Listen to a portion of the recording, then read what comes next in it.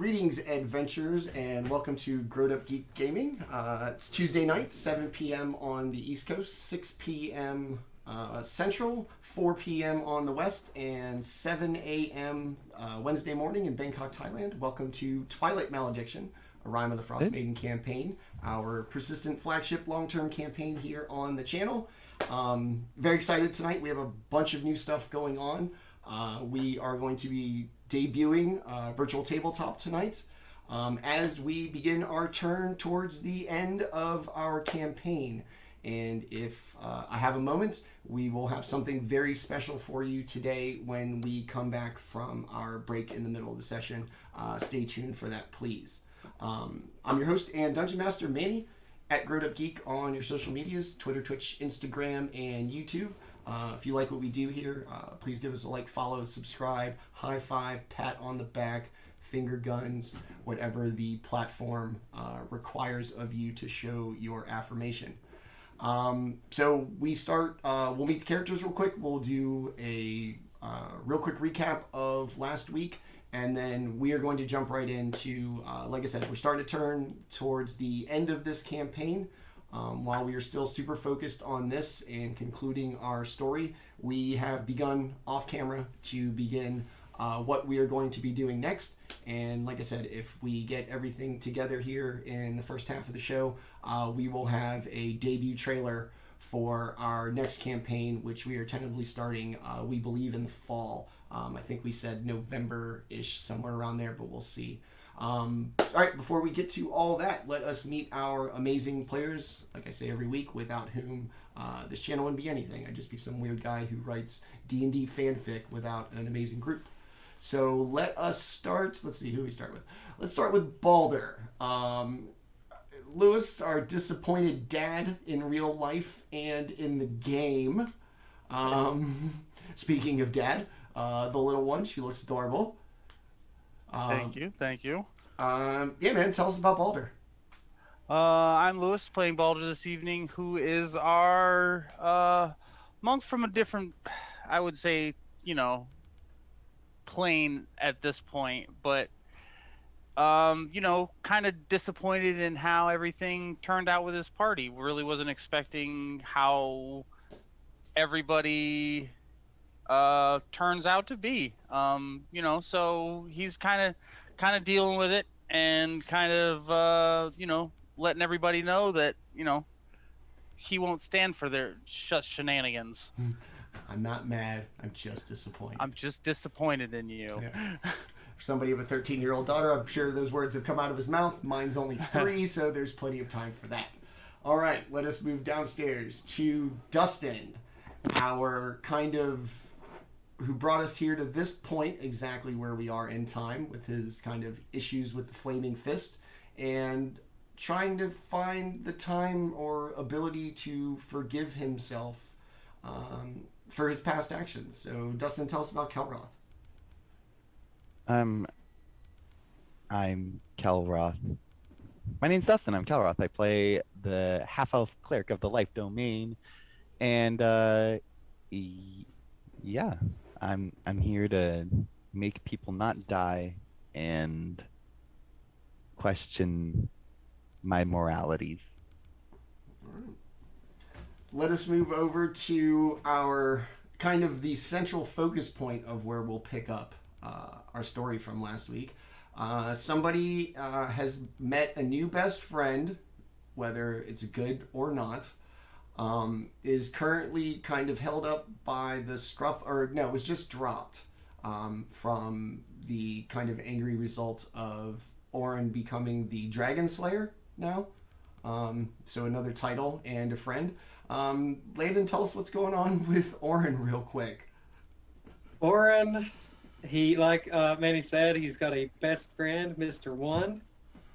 Thanks to Mr. One, he gave him a full makeover. Now he has pale, grotesque skin, probably a little bit of rotting in there, smells horrible, but Mr. Wand is a really cool guy, and he didn't mean to do that to Orryn.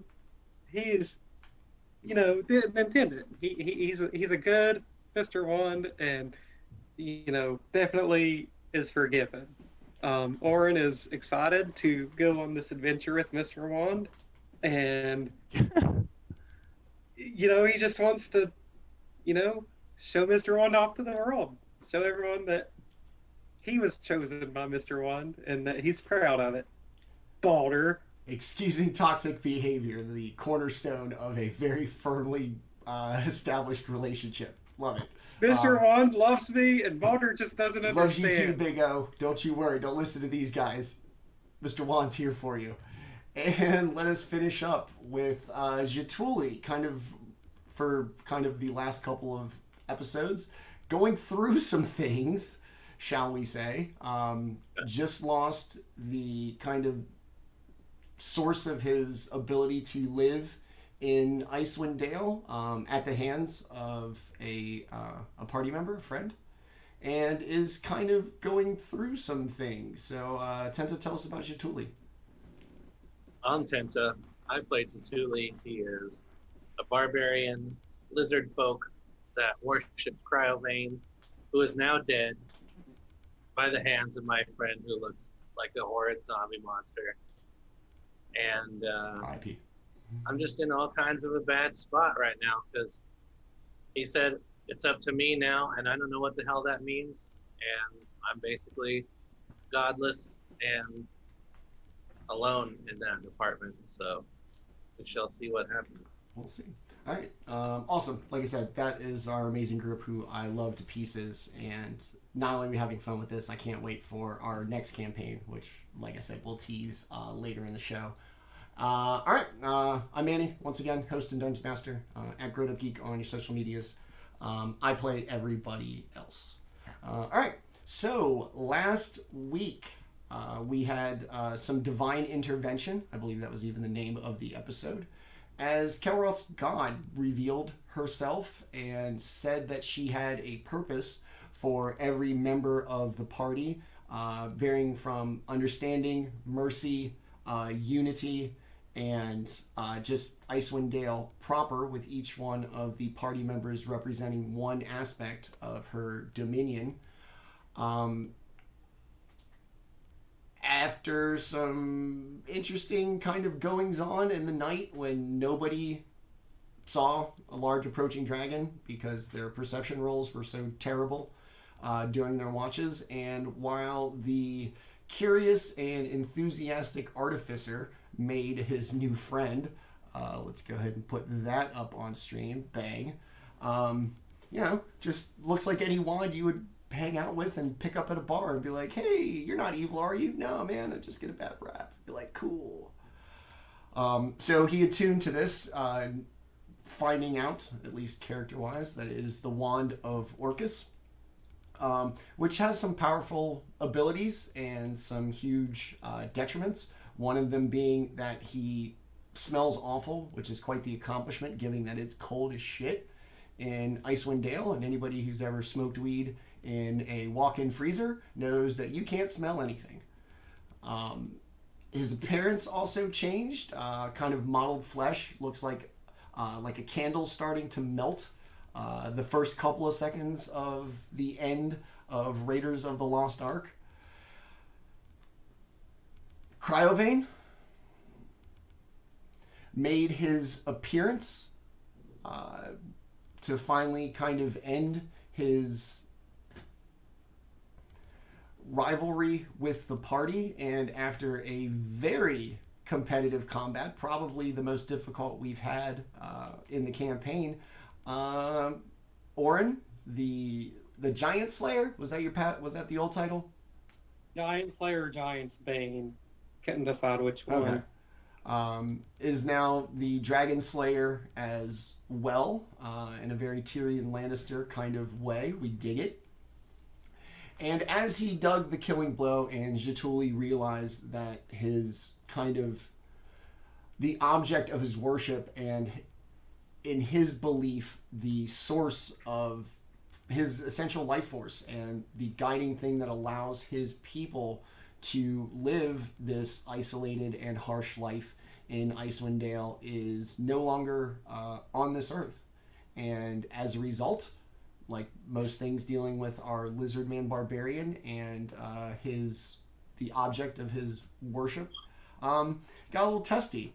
So upon Orryn nailing a Little Mac, Mike Tyson's punch-out uppercut to put Cryovade down for good and set free whatever corrupting spirit had been within, Jaatuuli, in a moment of anger, grabbed Orryn and began to scream at him about killing his god. Baldr, concerned for Orryn's well-being, despite Orryn's better intentions to not be concerned for his own well-being, hits Jaatuuli with a stunning strike to kind of paralyze him temporarily, freeing Orryn. And basically that's where we're going to pick it up.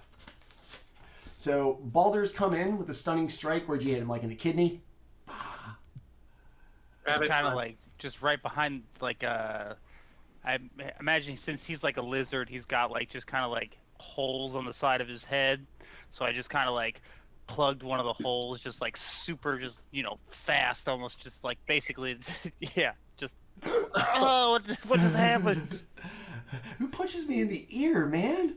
Exactly. So as Baldr delivers this stunning strike, paralyzing Jaatuuli, and Orryn is freed and drops to the snow, the deep and booming voice of Ilanis returns. Jaatuuli, despite being paralyzed and in a sense of rage, the large, overwhelming, like kind of enveloping hug that has always accompanied her presence, once again washes over you. That which you were granted is no more. It allowed you and your people to live in Icewind Dale. It is now gone. You and your people remain. You have two choices, Jaatuuli. Cling to your old ways and perish, leaving a frozen monument to your adamant intransigence, or look to yourself as that beacon of strength, the strength to evolve and change, to lead your people in this new era that you hope to bring about. The choice is yours. My powers do not depend on your life, as you do not worship me. For I do not need worship, only understanding and the desire to be what you want. Do not be beholden to a scourge of death and destruction like this dragon. Be the object of worship. Be the leader to your people. Be everything you sought from outside. And as Baldr's stunning strike begins to fade and you feel your ability to move once again somewhat restored, just as you feel as if you can actually move and even speak, the cold sets in. Your muscles begin to cramp. The boon of Cryovane is truly gone, and you feel it slipping away, and all of the adverse effects of being cold-blooded and living in Icewind Dale begin to set in. Your body becomes heavy, you drop to one knee, and you are fighting with every ounce of your being to not fall asleep. Jaatuuli, what do you want to do?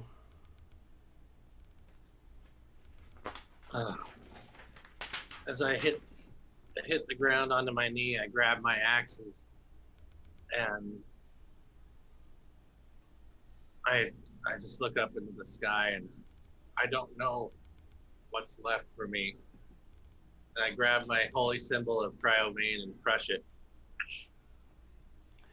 As you crush it into dust, it turns into like first small little ice crystals that eventually turn to ash and blow away in the gusty winds of the tundra.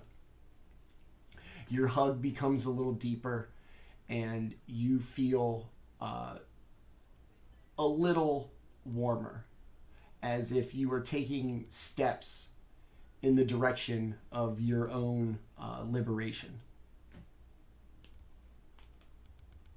Feeling empowered by that, I try to get back to my feet. I will take the place of Cryovein. I will lead my people. And I try to stand up. And as you say these words out loud, the hug gets tighter, your body becomes warmer, and just as you reach the top, fully extended and thinking you're going to use every ounce of strength and will that you have inside you just to stand up, your burden is lifted. Your blood feels warmer than it ever has. And for the briefest of moments, not since you have been on the peaks of the mountains in the spine of the world, does one pure cascade of sunlight come down over the entire party, and everybody feels the overpowering, enveloping grasp of this unseen divine hug. You mustn't waste time fighting each other, the voice continues. Orryn nears the glacier. If she makes it before you, all will be lost. Go forth in my name, in the names of those you fight for. Go forth for yourself.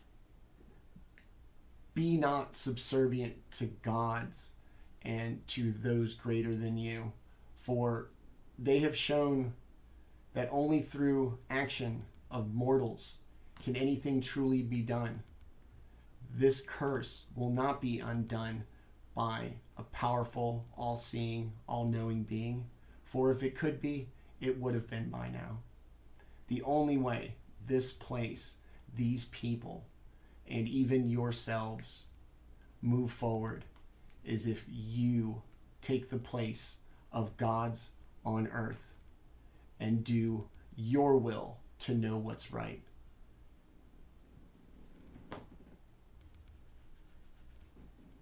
Jaatuuli walks over to Orryn, offers him a hand. Stand up. Orryn reaches up and grabs his hand and kind of like, lets Jaatuuli like pick him up. He kind of like brushes the snow off of him. And Orryn says, I'm sorry about everything. I know it was hard for you. It is hard, but perhaps it is necessary. I will be better than Cryovein. I'm gonna be rooting for you. Thank you. You smell terrible. Yeah, I need to do something about that. But once we finish this, I'm sure the mages in Silvery Moon. I'm sure the mages in Silvery Moon will be able to help with my little problem. We should start with soap. See, I don't know if that'll work. I think this is magically inflicted upon me. But, I have a choice. I can have a really good friend and be stinky, or lose a really good friend and not be stinky. So I think the choice is clear. You are surrounded by really good friends. Yeah, but you can always have more really good friends.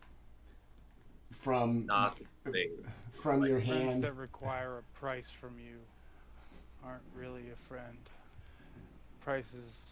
Prices are mercenaries' work. The wand telepathically, the wand can speak out loud and telepathically to those who attune to it. So telepathically, it says, "Hey, Big O, don't worry about them. They're not going to help you defeat Orcas or become a god. They're going to be the tools that you use to reach your potential. Just play along with them. You know you're better than them. You know that you don't need them.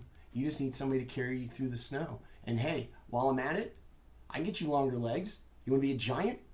Let's go do this thing. I'll make you a giant. How about that? Orryn says out loud in response to the wand, and says, well, it would be nice to be taller, but I can't, I can't do all of that. We have to get through this together. The wand goes, yeah. I got you, Big O. We're all over this. And it kind of, the eyes kind of fade, and it seems to be, kind of stepped out for a bit. And as it does, your stench kind of goes away, and your skin kind of, tightens up like an after photo. And you feel oddly liberated. Maybe not as confident without it, but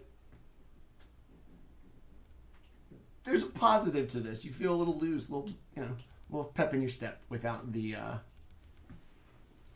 wand being, maybe it's at lunch. Orryn looks to the party and says, see, Mr. Wand, he retracted his powers momentarily so that I could not look so stinky. He's a good, I don't know exactly everything about him, but you all can trust me when I say, because I'm a great judge of character, and he seems like a good sentience.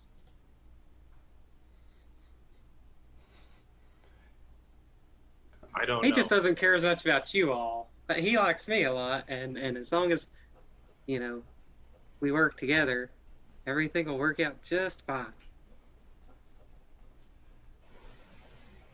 Yes, just fine indeed.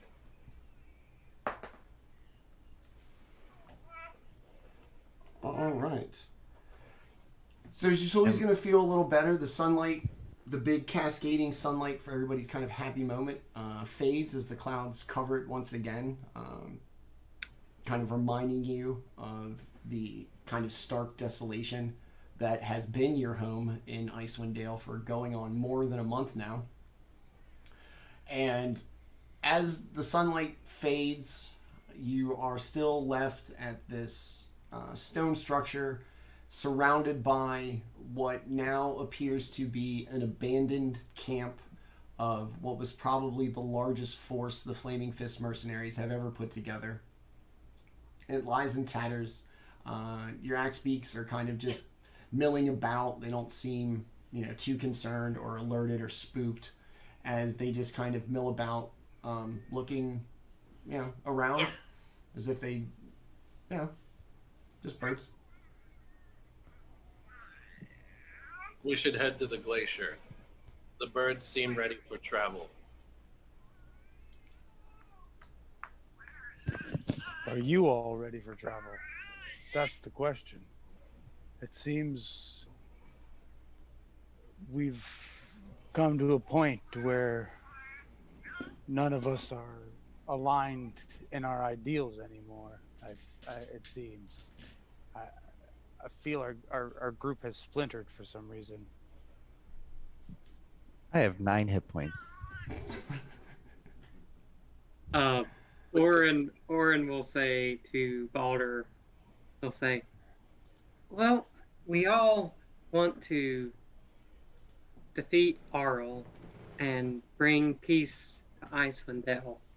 We may have different philosophies on a lot of things, but we all agree that as long as Arl is in Icewind Dale, she just means trouble for the rest of the lands. I feel we're sowing the seeds of the next problem in Icewind Dale. The next problem? In my years, there's always another problem. If it's not drought or famine one year, it's plagues the next, or war. It's always something. Where I come from, it was always war. The next thing that came was war. So just be aware.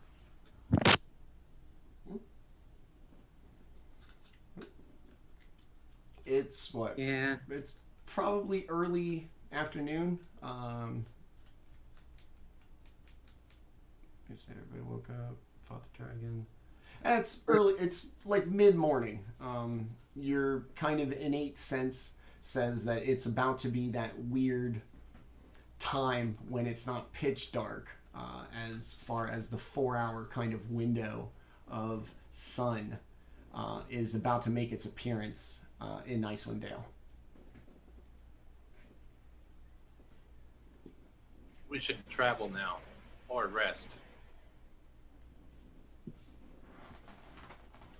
Yeah. I could, if we're not gonna rest. Like, I mean, we could take a short rest. Yeah, at least a short rest, I think. Yes, we should at least take a small rest. Yeah, let's just take a little rest here and then get ready for travel. Okay. Did you guys kind of prepare for travel, and you kind of your little pre-rituals, making sure your axe beaks are healthy and everything's good with them? You really begin to see the gravity and the kind of hatred that Killian must have had for Kelroth to essentially condemn the lives of every man who occupied the tents of this camp. And for those of you familiar with large armies or grand forces, this one is quite significant. Hey, sorry, I got 69 hit points. Nice. Yeah. And as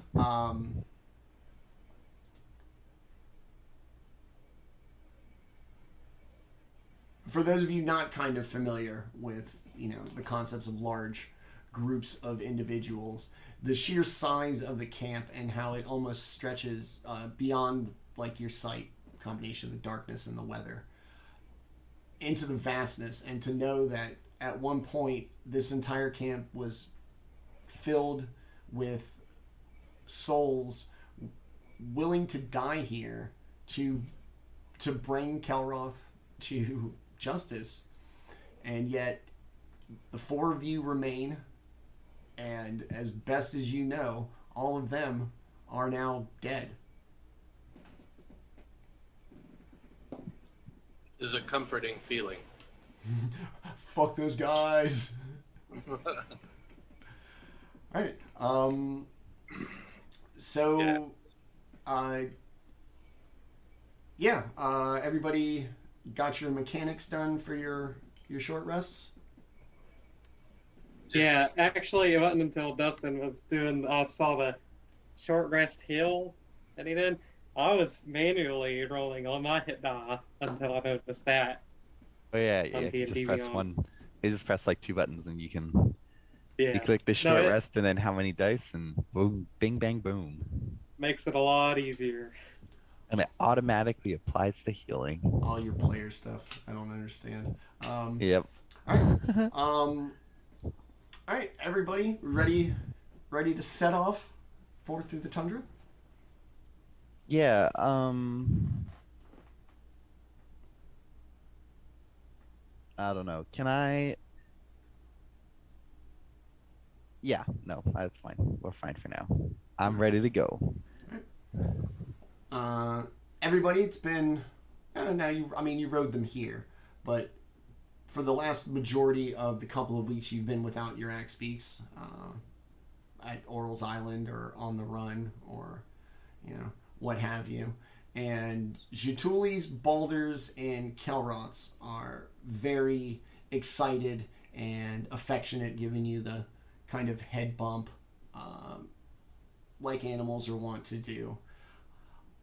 Orryn's seems a little more reserved, as if his sudden change of appearance renders him either unrecognizable or fiendish and sinister in some way that, while not outright just taking off into the darkness. It does seem to kind of match his movements towards it and keeps like a safe distance. Every step he takes, it takes a step, and so forth and so forth. Orryn, give me an animal handling check to see if you can kind of coax your... God, I hope you fail this. I want you to fail this so bad. Oh, I didn't. Well, I might have. I got a 17. Oh, blump blump. After a couple of minutes... Question. Yeah. Sorry. So do I notice that like there seems to be something different about Orryn? Oh yeah, Like, like I said, he looks like his skin's green. It's all kind of saggy. ew. Looks like somebody And tried to melt Orryn. him. Yeah. All And right, all I'm I'm gonna. gonna I say- would confront Orryn about that at some point. Maybe like when I first notice the real changes, I'd be like, Orryn, your skin is like green and like sagging, and you smell awful, and there's like a, for lack of a better word, a demonic presence about you. You know that's not a good thing, right? Well, the reason for it is because, I attuned to Mr. Wand here, and through the attunement, it caused my skin to become like this and caused me to smell. It is certainly not evil, though. It's not sinister. And it's Mr. not Wand is a insight check. good- Do I believe him? Yeah, go ahead and give me a roll. Let's see. Do I trust D&D Beyond? Not usually.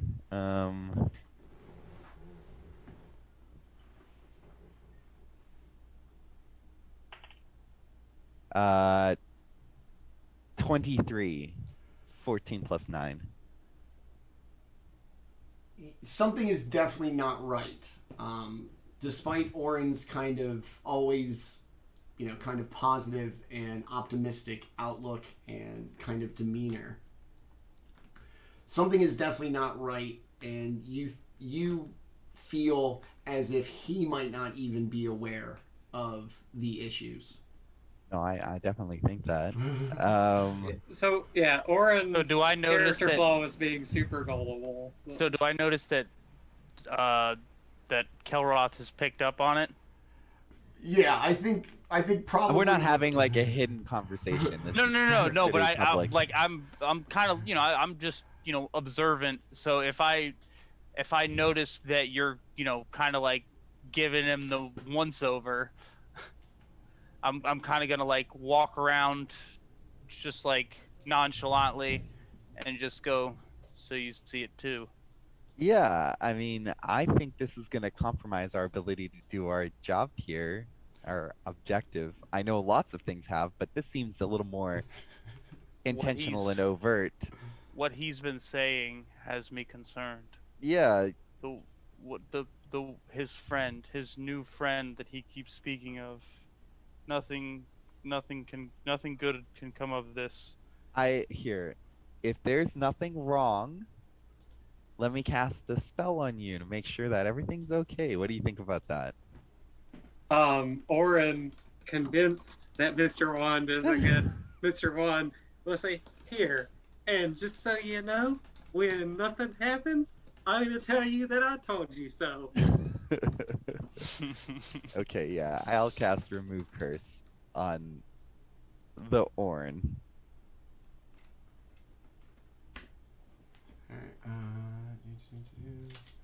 Does that unattune? Yep. It at your touch, all curse affecting one creature or object ends. If the object is a cursed magical item, its curse remains, but the spell breaks its owner's attunement, and the object can be removed or discarded. Okay. So it breaks his attunement to it. Okay. So as Kelroth goes to kind of touch Does he Orryn, smell better? like I said, it's like watching a special effects in reverse. His saggy kind of mottled skin instantly lifts, his correct pallor returns, and this new aspect of his personality and the way he kind of carries himself and seems a little more dismissive of the party seems to instantly be gone, and Orryn feels like his old self. Clearly, once again, not as kind of confident. Something does feel like it's missing, but there's a moment of clarity and almost relief that washes over him as the wand falls out of his hands into the snow. You can hear an audible scream. "Don't you do this to me! No!" And as it does, you hear a sizzling, like water on a hot skillet, and the wand begins to sink in the snow from this heat and kind of gas that it radiates off of it.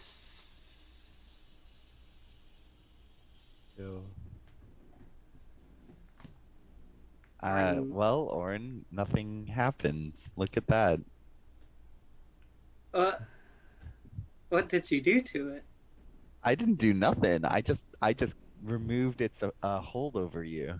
It's still dangerous. Well, yeah.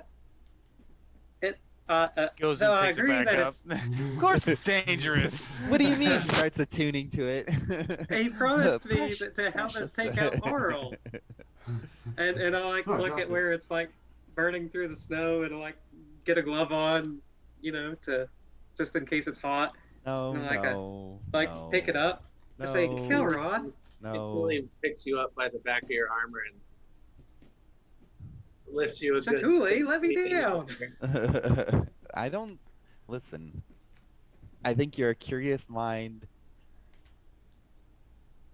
is not meant for such things, because sometimes being curious can get you into trouble, and sometimes that trouble can be very bad. But- I don't not trust you, Orryn. I don't trust the wand, and I think you're letting its power and its magic trick you. I don't think you should do that.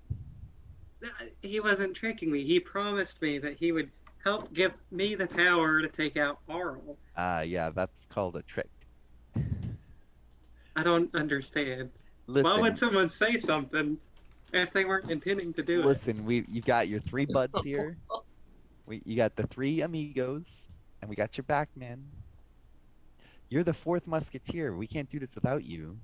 Well, of course, if I had to choose between you all and the wand, I'd choose you all. Oh, okay, But good. Mr. then. Wand And is a let's go. good, he is a good sentience, I promise.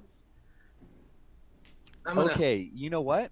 I trust you implicitly on this. I don't, but I'm saying it. I trust you so much that Mr. Wand is a good guy that why don't we give it to Baldr? Okay. Baldr can take care of it because he's trustworthy and Baldr is strong of will and not curious. I'll be a little sad not being able to talk to him telepathically anymore, but Yup. if it helps convince you all that Mr. Wand's a good guy, I'll do it. But just remember, I need to take him to Silvery Moon after we finish That with Icewind. is something we can deal with another time, sure. But still holding. you do not get to hold the wand anymore. Sorry. Still holding Orryn. I jump onto my axe beak and plop him down in front of me. Enough talk. And kick my axe beak forward. We're Orryn out. yells, "Let Mr. Wand know I miss him!" Yelling to Baldr. All right, Baldr. Kelroth hands you the wand. What do you want to do with it? Don't attune to it. I mean, unless you really want to. Well, I'm gonna kind of take like some cloth out of my pack, and I'm just gonna kind of like wrap it up, and it's just gonna go in the backpack. Okay. Yeah. I don't want to. Nope. As We you trust you. handle it carefully and place it into your backpack, You hear the muffled sounds as if somebody's trying to make a deal, talking about a bunch of things it can do for you and how much it believes in you and how useless the rest of the party is without you, and how together you can get rid of the rest of the party and go forth on your mission and do it correctly the way that you feel it should be done.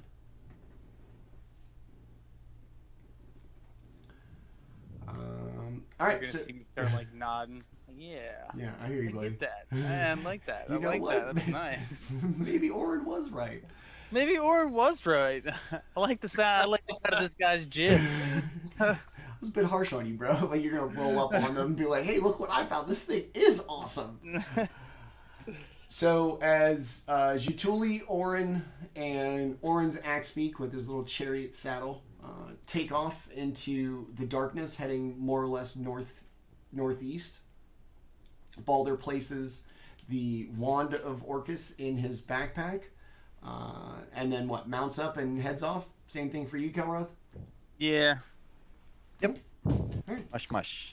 As you head out, more or less following the maps that Kelroth had found in the camps when searching through Killing the Grey's kind of effects after his untimely demise of being ripped in half. Like, you know, it happens.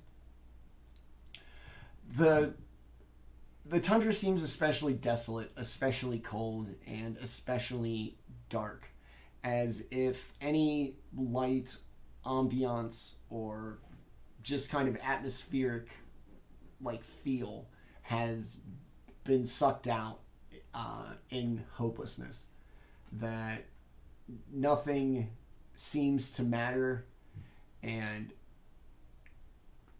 almost as if everybody you've encountered collectively that make up the energy and the life force of Icewind Dale has just given up. The air's dead, feels stagnant despite it being cold, and even the kind of exhilaration and that kind of blood pumping sensation of cold wind blowing in your face does nothing for you. To your left, off in the distance, you see an exceptionally large creature circling, almost seemingly in place above the tundra.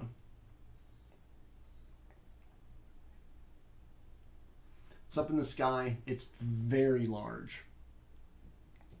And, Can I see it with my crazy eyes?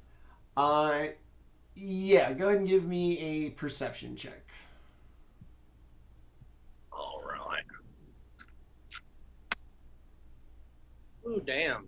Wife dice for luck.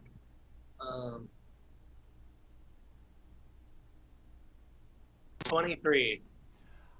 It is a very large bird, and it fits your memory of the bird that's Oral's pet that you encountered, that she rode in on to her castle. That instead of it being kind of circling, you know, the skies and the width and breadth of Icewind Dale, it seems to be kind of circling like, you know, vultures or whatever do, as it just kind of seems to, high in the sky, kind of just be circling casually over a spot, probably 4 or 5 miles, as best you can tell, to your left, which would basically be due north in Icewind Dale. Does that coordinate with where we're going? It's at a slower pace. If it moves, you would kind of like run into it at a certain point. It doesn't seem to be moving that fast, especially considering to how quickly you move across the tundra on your giant frost chocobos. Yeah. Frost chocobo. Jaatuuli will get his bow out, or a bow off of his back, and hold it at his side. Orryn, if I get the chance, I would take a shot.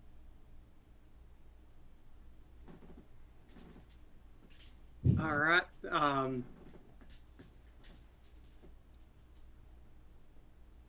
Just how do you need me to sit to where you can aim properly? You're gonna You be are the fine. ammo. I need you to hold the wheel. Yes, you will hold the wheel. Okay. You will do fine. I thought Baldr, I thought he was being, or Lewis was being serious when he said I was gonna be the ammo. I was like, I don't think I can shoot at home, but you know what? Orryn's willing to try. I'm not gonna fire the no. No, you're just gonna have to hold the reins. Awesome. Orryn can do that. I just imagine, Orryn just getting flung from a bow. Yeah, just. Well, that's what I was thinking. I was like, Step on the I don't string. think this is Jaatuuli good. stretches it out and then go, all right, buddy, I need you to give me a little hop. No, I mean, I imagine Jaatuuli could just hold his feet with one hand, and just kind of pull him back, and Orryn just stretches an arm out, and boom, they. Flying into the the Superman pose. Exactly. He just kind of As you puts his big thumb over the front of the top of your feet, and then just uses the arches of your feet to. Orryn uses the spell enlarge reduce. Yeah. What, to get smaller? Orryn becomes an even smaller. Yeah, There you becomes a tiny creature. I want to be He becomes skinnier. even thinner. He's just. So as you continue at this fury pace, not only following the map, but also something inside you just seems to point you in the correct direction. That at no point does anybody wonder if you're getting lost or if you're going the wrong way. Everybody, the Axebeaks included, seem to be drawn in the direction that you are heading. Your 4-hour window of sunlight in Icewind Dale comes and goes. And just as the sun dips behind the clouds for the last time, a giant kind of lens flare sparkle can be seen off in the distance as this towering glacier of blue ice comes into view.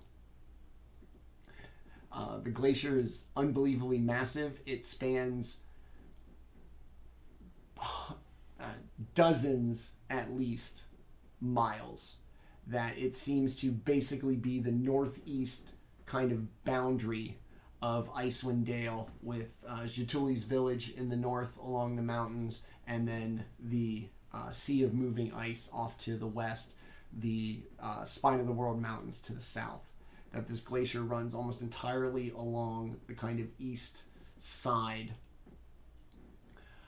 of the barren tundra of Icewind Dale. And as you continue to get closer, the hug that has lingered with you, all of you, seems to have loosened its grip a little bit, in the same way that a child goes from holding your hand when they fall asleep to just kind of being still present, but not as forceful or as purposeful as it was before. Continue to ride. The bird stays about the same distance, and as you continue, it eventually kind of moves in your peripheral from a little bit off to the side as it just kind of keeps going, and eventually you are on a course and a trajectory that puts it almost behind you. And judging by how fast you have moved versus how fast and far it has moved, you believe that it would take some concerted effort on both your parts for it to catch you, at least at this time.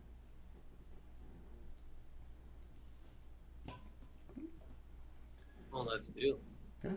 Let's make a concerted effort.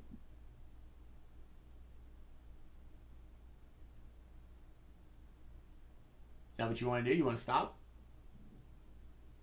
What do you guys think? Is this where we want to go? The glacier? Yeah, this is where we need to bring the prayer, right? Yes. That's what our goal is, right? Well then, Yeah, then let's do it. yeah. I'm gonna. Is there like a place to hitch up the boys, or? I mean, they've always come back, so. As you arrive at the kind of, stark edge of the glacier, it doesn't kind of gradually slope up like most glaciers do. This one seems almost sheer, probably about 140 feet high, a deep blue, almost transparent ice. Unlike any ice you've really seen before. And as you pull up or get up to it, nothing really says anything special about your particular location. Just that it appears to be just an absolutely large glacier. Is there any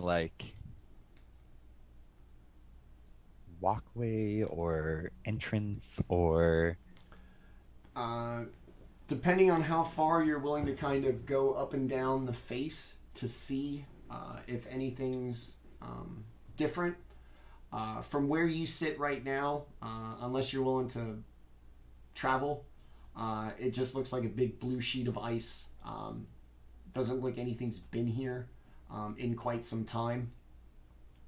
No footprints, no marks on the ice, nothing to indicate that this is anything special other than just the edge border of a glacier.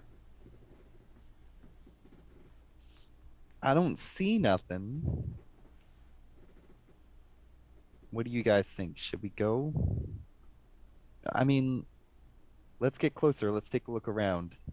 Okay. We can stay on the axe peaks for now. How far and for how long are you willing to kind of, I don't know, I guess look around?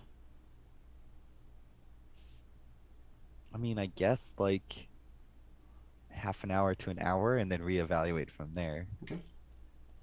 It's not too much time, but it's a reasonable amount of time. Are you all four going to stay together? This thing's really big, right? Yeah, it's, like I said, it's dozens of miles wide. Yeah. So, I mean, we don't have time to search the whole thing, so we'll just... We could try to climb it. Are you guys going to stick together, or are you going to split up and kind of go opposite directions to look? Always sticking together. Okay. Yeah, we don't have walkie-talkies, so we'll just have to stick together. As you kind of make your way, probably about 10 minutes by Axe Peak, a little bit to the east, you notice what has pretty much been a featureless and flat plain of the tundra. At this part of the glacier seems to have a couple, maybe 5 mounds buried under snow that don't appear to be rocks or anything else that you've seen in your last couple of days on the tundra. Huh.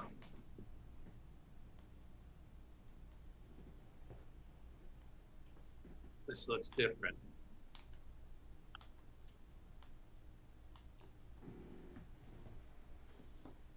Using my crazy eagle eyes, I'm going to kind of give a real thorough scan of this area. See if there's anything that really stands out. Okay. Give me investigation. All right.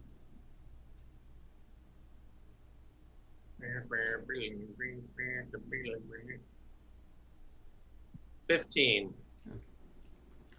These mounds buried underneath the snow appear to be all kind of irregular size and shapes, scattered in what appears to be a random pattern.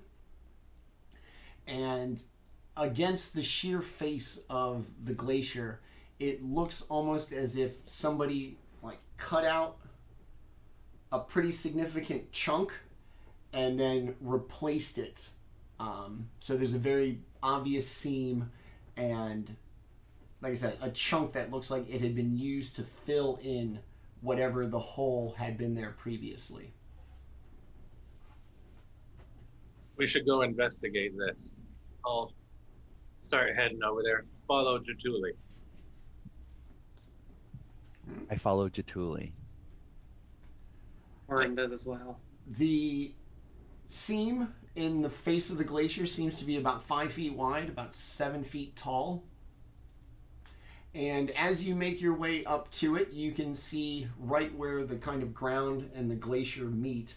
This part has been heavily trampled down almost to the permafrost and like topsoil or whatever would be under the snow of Icewind Dale. It's kind of muddy. And out of one of the mounds closest to the glacier, you see what appears to be a hand, blue and frozen, kind of peeking out from underneath the snow. I'll walk over to I'll hop off the axe beak and walk over to the hand. Kind of rut at the area with my big old lizard claws. See if I can't dig up a little something in that area. You dig around where the hand is and kind of brush off the mound of snow. And after a couple of minutes, it becomes very clear that this is a humanoid. It's a human. Appears to be dressed in leather armor.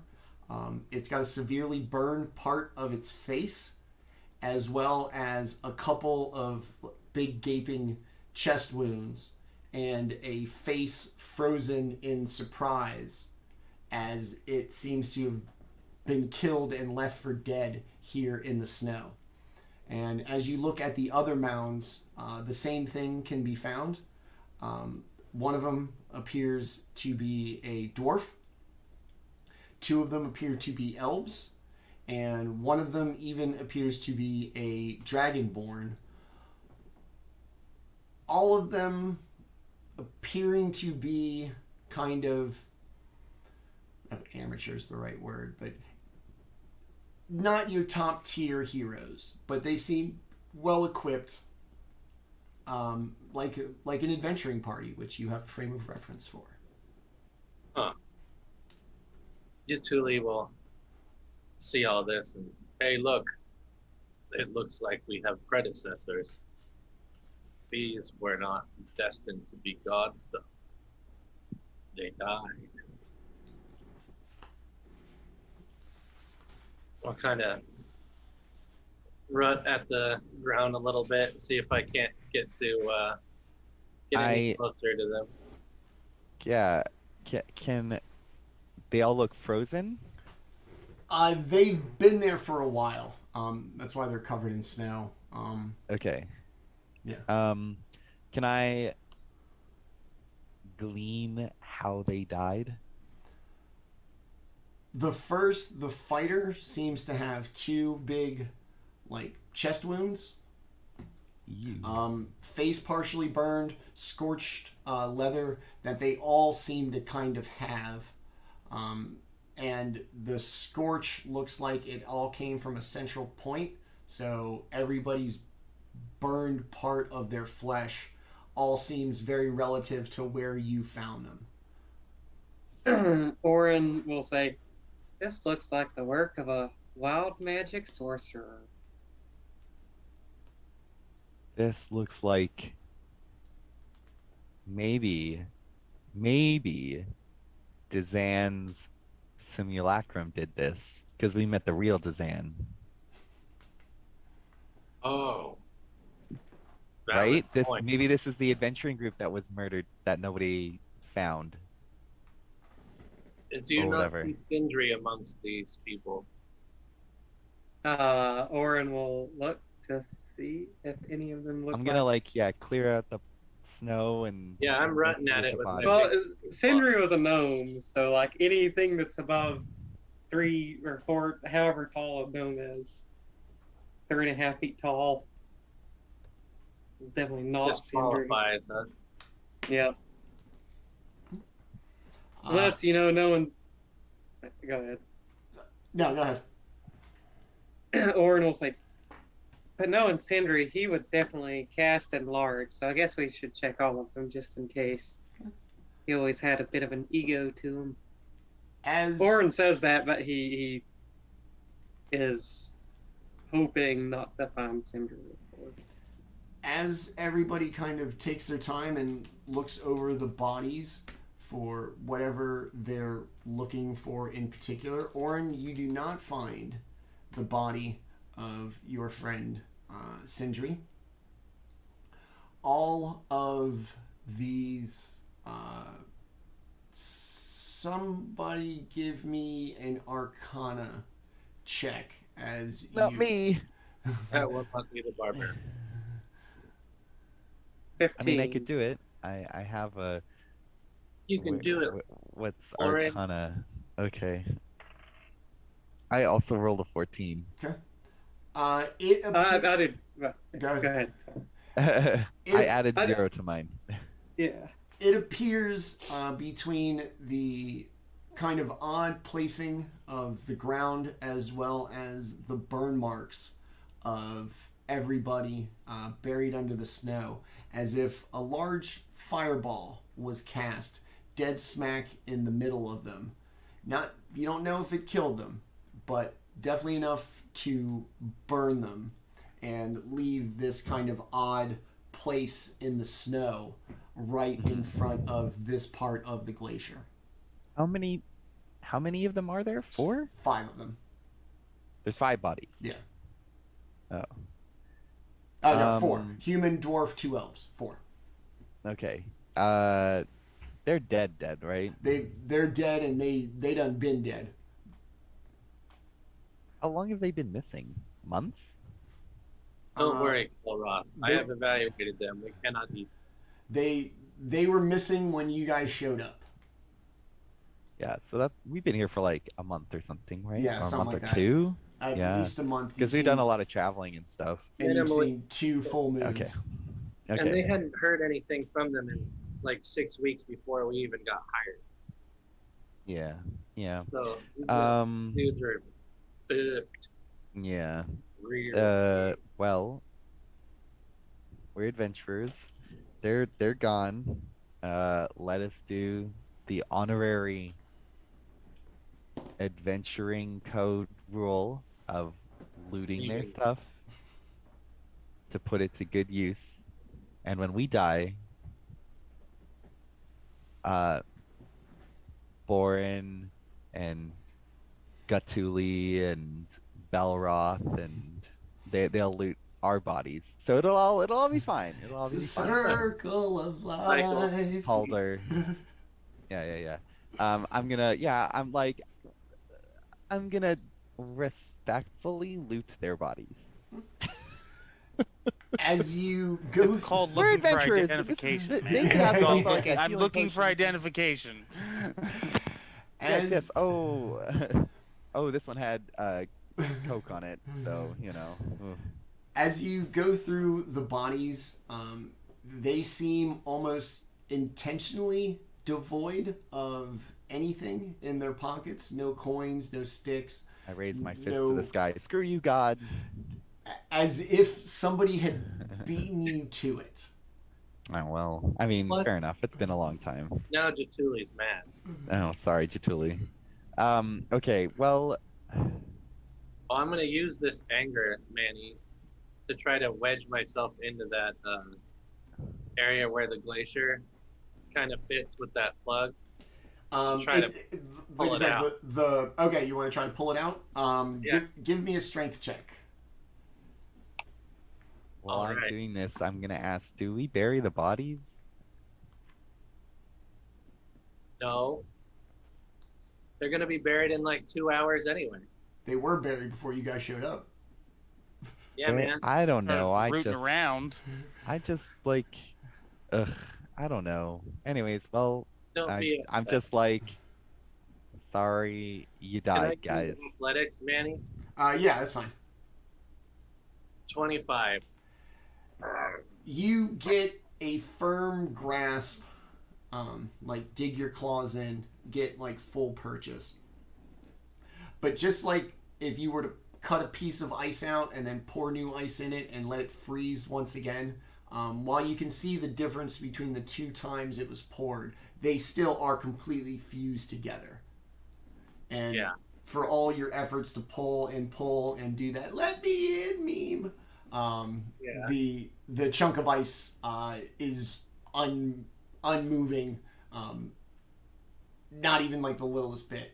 If anything, the only movement that you experience is your claws not being able to hold as you brute strength your way. That no matter what, you can never just get enough purchase on it to really pull it out.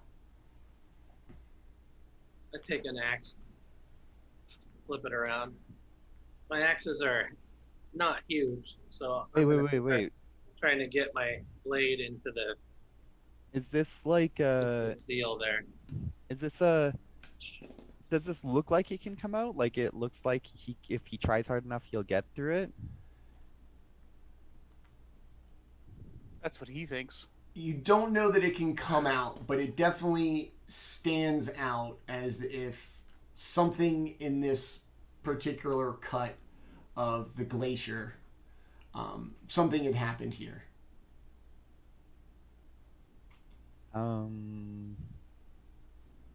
I'll start hacking at it with my axes. I'm trying to decide, because like I could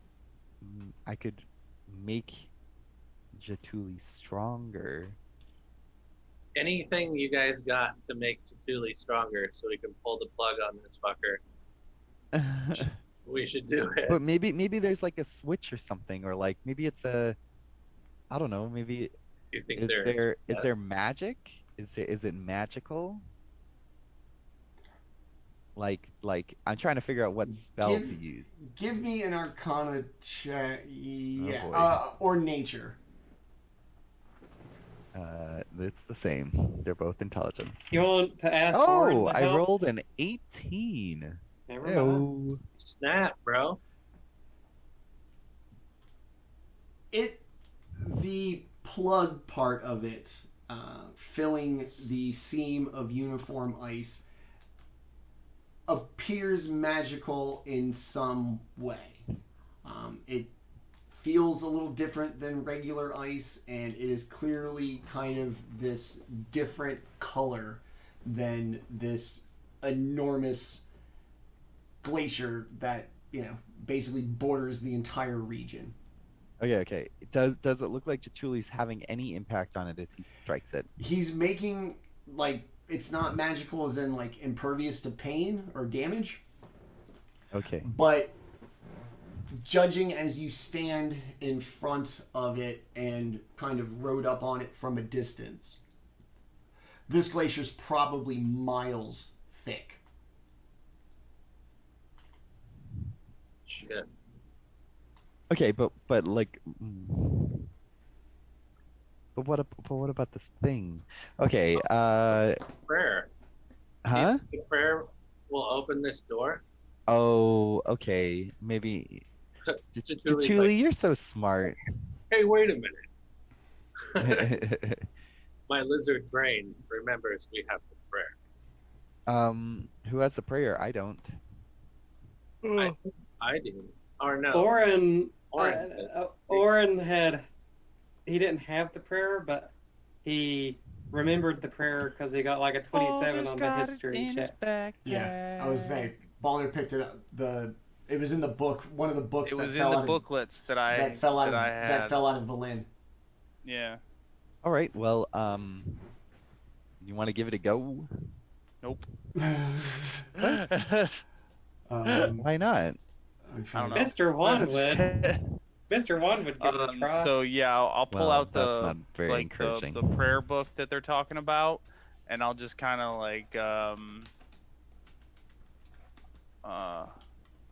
I guess I'll fling it at Kelroth. I mean, the language is point the is to like subject? go inside and destroy or whatever the thing, right? I know, but Baldr has no real He ain't a reader, in other words. I mean, I'm a reader. I just choose not to read this because Baldr believes it's, basically just a thing from the ice person. Yeah. What language is the book in? It's in common. Jaatuuli looks over scornfully at Baldr, and he'll start to read it.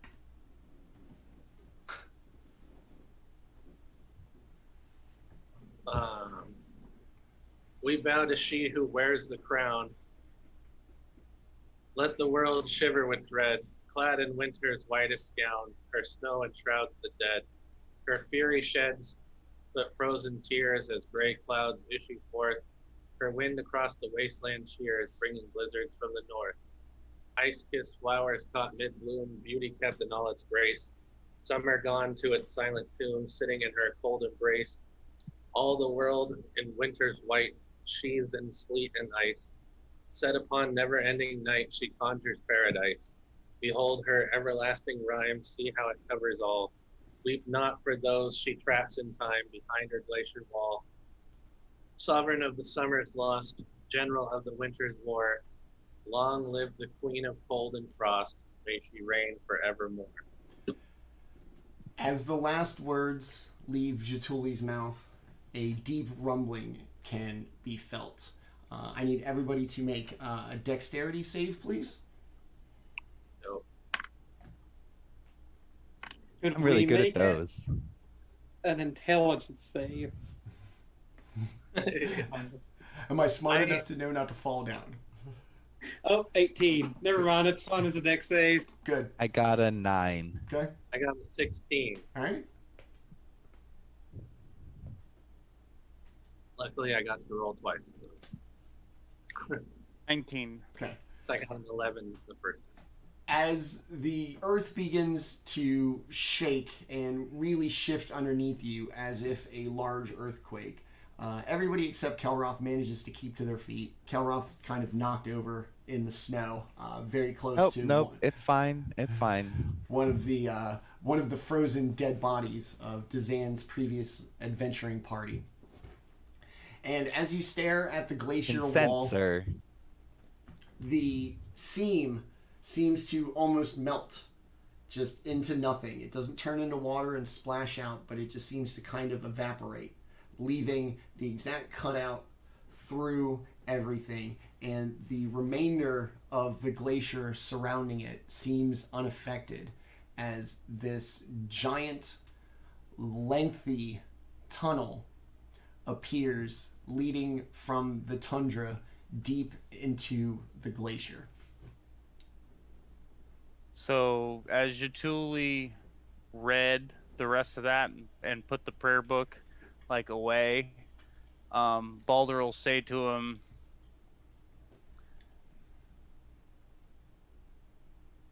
people that make prayers like that don't deserve the title of godhood. They are pathetic and egomaniacal.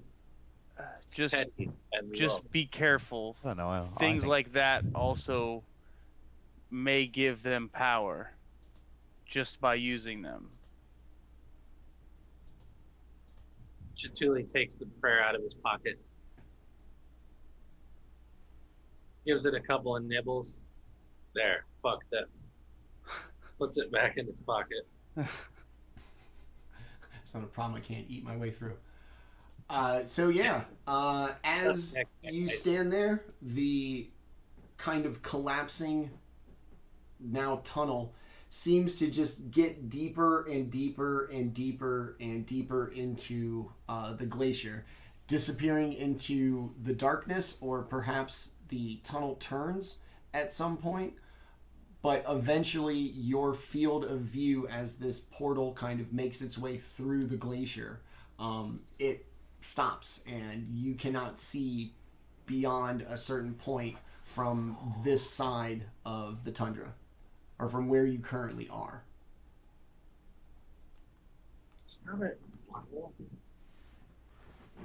All right. Well, We shall proceed then, huh? Jaatuuli pops Yep. his neck and walks forward. All right. Mush mush. Okay. As you make your way through this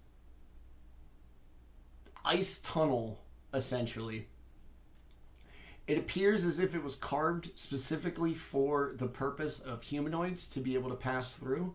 It's narrow at the top where the head is and kind of widens out about a foot below the ceiling. Jaatuuli, you're going to have to kind of cock your head, probably bend over, crouch just a touch to get through it. Everybody else will fit just fine, Orryn especially. And Oh, excuse me. As you follow it, it twists and it turns, going eventually to just this almost deep darkness that you would expect of any kind of subterranean era.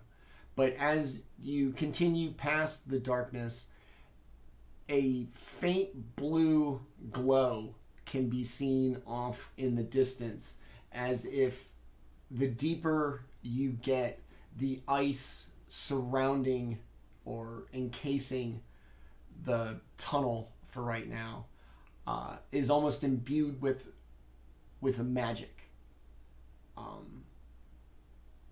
Even those not attuned to the arcane arts have felt a certain type of way in the presence of a wizard that you knew it was magical. You knew it was magic, was that thing that you're just like, what is that? You feel that as you walk through. It's not dangerous, doesn't pose anything, but this just overwhelming kind of presence of magic seems to have taken a hold as you continue to make it through this canyon. And after about an hour of walking on this this tunnel that does not differ in size or shape, only in direction, you eventually make your way slowly down to this large clearing where, for the first time, the ceiling goes from just taller than Jaatuuli to 30 feet, and this large chamber with a frozen river is in front of you as the room widens out. And over the river, you can see another tunnel that appears a little more natural. And just as you step in, you hear a sinister, high-pitched laugh. A slight sense of warmth and a slight smell of ammonia that, once again, because of the cold environment, must be relatively pungent for you to be able to smell it in this cold air. awesome. The laughing seems to be just echoing off of all the tunnels. You're unable to pinpoint its location, and you even believe you hear some kind of high-pitched yip. Yip, yip, yip, yip, yip, yip, yip, yip, yip, yip, yip.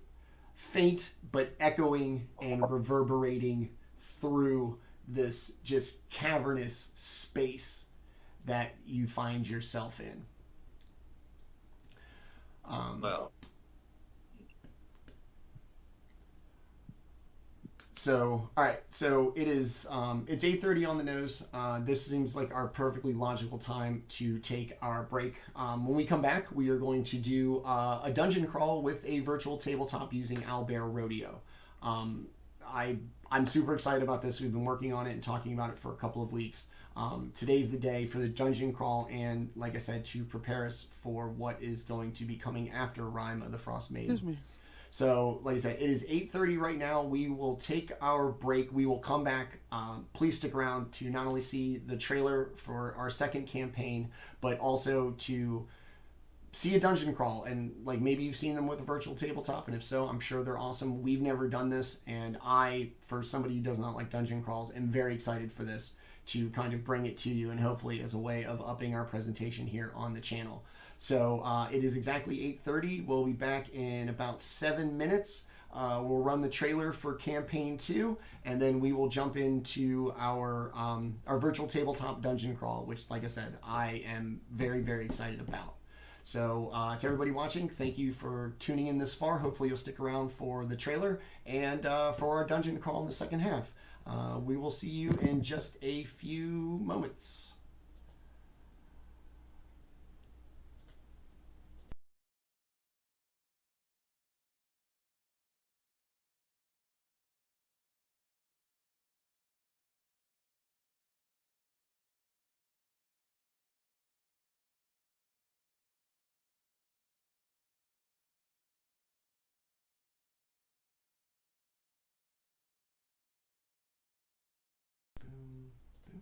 All right, welcome back.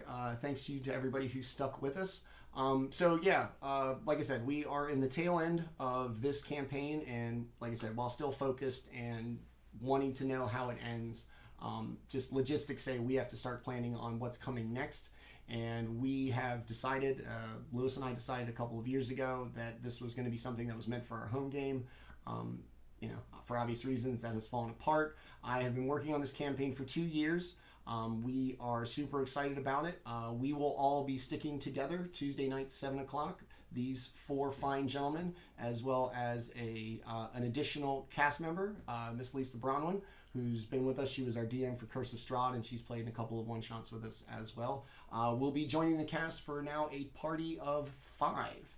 So, without further ado, we're going to throw out this real quick trailer that we put together. We're going to come back, go ooh ah, and then jump into this dungeon dive. So everybody, please enjoy the trailer for Twilight's Tranquility, our second campaign here on the channel on our Tuesday night flagship show.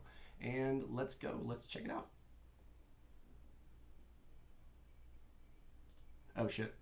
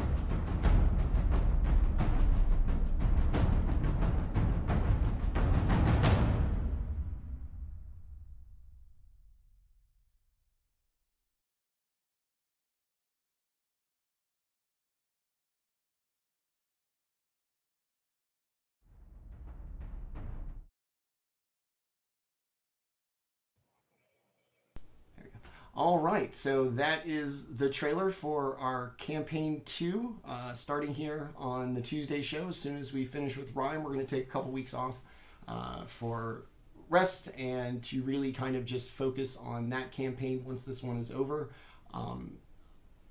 Like I said, I've been working on that campaign for 2 years. I and these guys are so unbelievably excited to bring it to you. Like I said, we're looking about November-ish, maybe sooner, depending on a couple of things beyond our control. But like I said, so after we finish Rime, Twilight Tuesday is going to continue. It's just going to be Tranquility's Twilight this time, an all-original homebrew Eberron campaign that, like I said, we are super excited about, and I can't wait to get to it once we complete this campaign first. All right. So we are back from our break. You've seen the trailer, and now the party finally makes its way within the Caves of Hunger. And let's go ahead and throw them up. So, like I said, we are going to be debuting our kind of virtual tabletop integration today. This dungeon crawl, which can get kind of dicey and cumbersome under Theater of the Mind, which we have been doing, is going to be hopefully be a little clearer, not only to our players, but to you at home watching us. Go ahead and chime in if anything can't see, want to know what's going on, blah, blah, blah. this is our first time doing it, so hopefully, if it doesn't work now, we can work out all the kinks. But like I said, I am super excited. So we will pick right back up. The party, after crawling through what seemed like miles of this cavern, tunnel that had carved out of the glacier by Jaatuuli reciting the rhyme of the Frostmaiden, or Oral's prayer of the devout. And as the party made their way through single file, because that's all could fit through the tunnel, as you continued down, the tunnel filled in behind you until you came to this clearing, and the seam and kind of, cut through the glacier that had existed that you had just passed through, fills back in, leaving you in this giant room with a frozen river in front of you and one cave tunnel in front of you, heading south. The ceilings are all 30 feet, and everything has this soft blue glow as if the ice itself is illuminated, as well as this kind of odd stench of ammonia that some might remember from part of your adventure earlier. All right, so you guys stand before this frozen river with a tunnel to the south. The tunnel appears to only be one person wide. Who would like to go first? And whoever would like to go first can go ahead and drop their token, like right where the fog of war begins. And we can open up the next room. Me. Okay. I am always the head of the spear. Okay, we'll go ahead and put you. I left a little spot for you right in front of Orryn. Boom. All right. So as you make your way down this tunnel, the room opens up to another high-ceilinged cave. It is littered with frosted, almost crystalline cobwebs. And in front of you, in the middle of this room, there appear to be 2 bedrolls, a circle where a fire has been burned, and a couple of little odds and ends as if somebody has used this as a camp. Huh. This could be... Maybe the person who looted the bodies could still be in here. Then we will loot them. I like the sound of that. In this room, you see 4 other corridors, one to the northeast, one to the south, one to the southwest, and one to the northwest.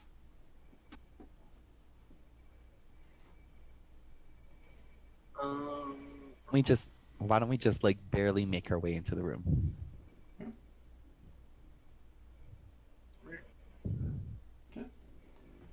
As you make your way into the room, the passage to the south isn't so much a passage as it seems like the floor just kind of drops off below, and a much larger cavernous room can be seen.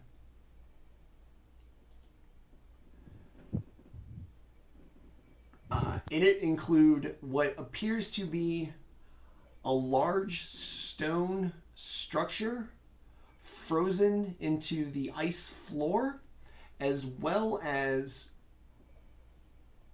essentially a wizard's tower sticking out of the ice to the east. And the laughing and yipping continue just kind of off in the distance intermittently. And as you make your way into the room, the smell of ammonia gets that much stronger.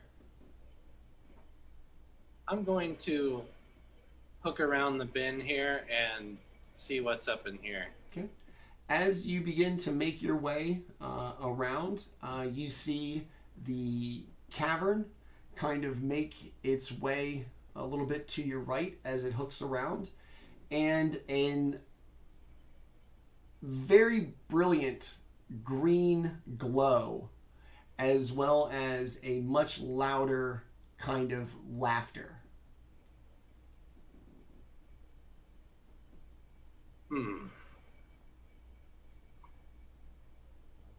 I'm going to poke my head in this direction. Okay.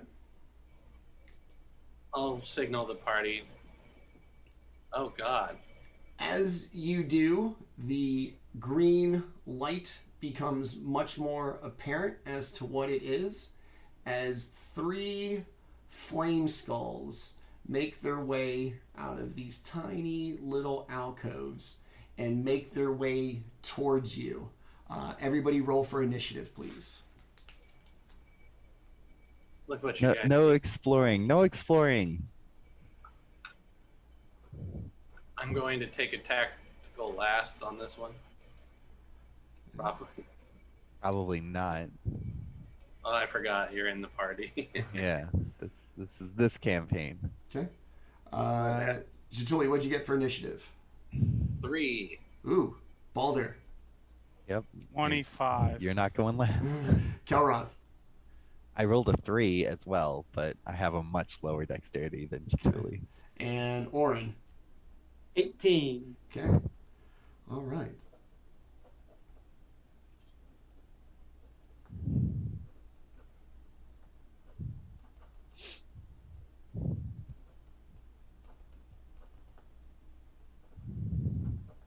All right. Wait, no. All right. So these flame skulls make their way towards Jaatuuli out from these kind of rocky or icy alcove. And Baldr, you are going to be first to act. I'm on the other side of the room, so I don't even think I would see anything. So I would just hear Jaatuuli going, "Ah!" And the And laughing. you hear laughing. Yeah. Yeah. And then the Like, that, you know, basically that opening is what, 1 person wide. Yep. So yeah, I wouldn't see anything from where I am. All right. So I guess I'm just gonna hold my action until I, see the threat. Okay. And then I'll act. All right. Orryn, you are a little closer to Jaatuuli.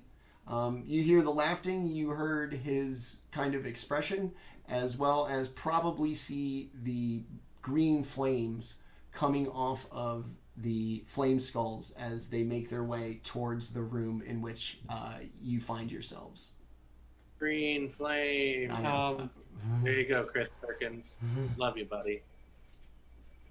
Orryn, unable to attack at melee, will cast Firebolt against that first one. Okay. Wait, you're Ooh. casting Fireball? Firebolt. Oh, Yeah. okay. 29 to hit. This Okay, isn't a very yes. big room. Damn, smack. It was a 19. Wow. 10 fire damage. Okay. Are you shooting fire at the fire skulls? Well, it's green flames, Green flame. and I have no Orange beats green, right? I have no other. I mean, I Things that- prefer Fair, more- no, it's fair enough. I'm just. Yeah. Someone took my wand. So as you shoot this fireball at this flaming skull, you accurately have hit it. It continues to laugh and appears as if it took no damage. 0 damage. No damage. Damn. Okay. I thought it would be like resistant to fire, but no damage. Apparently, it's Combo breaker. hilarious to get hit with fire. As one of them, the first one is going to its eyes, the ones right in front of Jaatuuli. Its eyes are going to grow very dark in flames. The green flame kind of ensconcing the skull is going to kind of dim as if you turn the gas down. And in the middle of the room is going to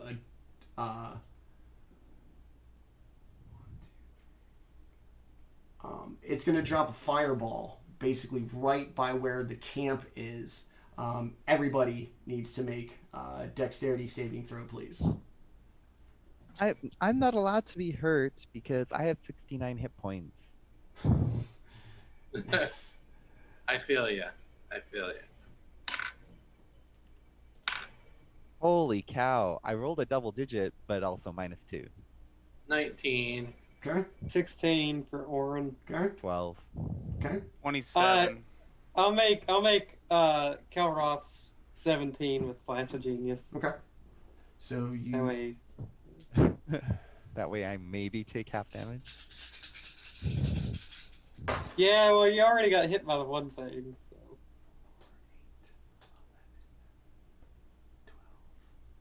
And I have 5 uses of it, so.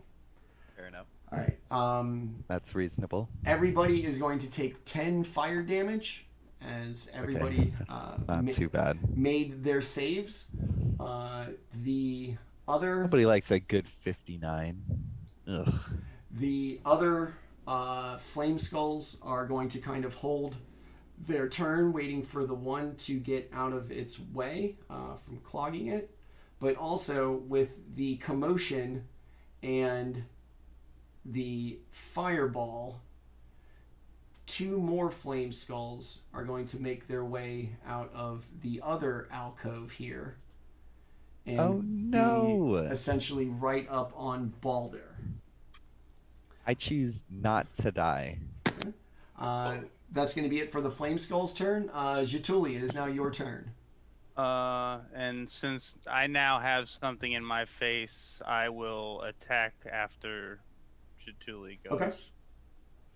Jaatuuli is going to fly off the handle into a rage and start chopping. You're not even gonna back up. Oh, you're glowing Not red yet. because you're Not so yet. angry. Don't worry. I'm just pissed right now. Ah! Oh, I got a crit. Okay. Wow. Hit number that's 1 a good is a start. crit. And hit number 2 is not a crit. So, but it is probably a hit. It is 27. Yes. Okay. The better hit. Jeez. Alright. So, this last level, I gained big nasty crits.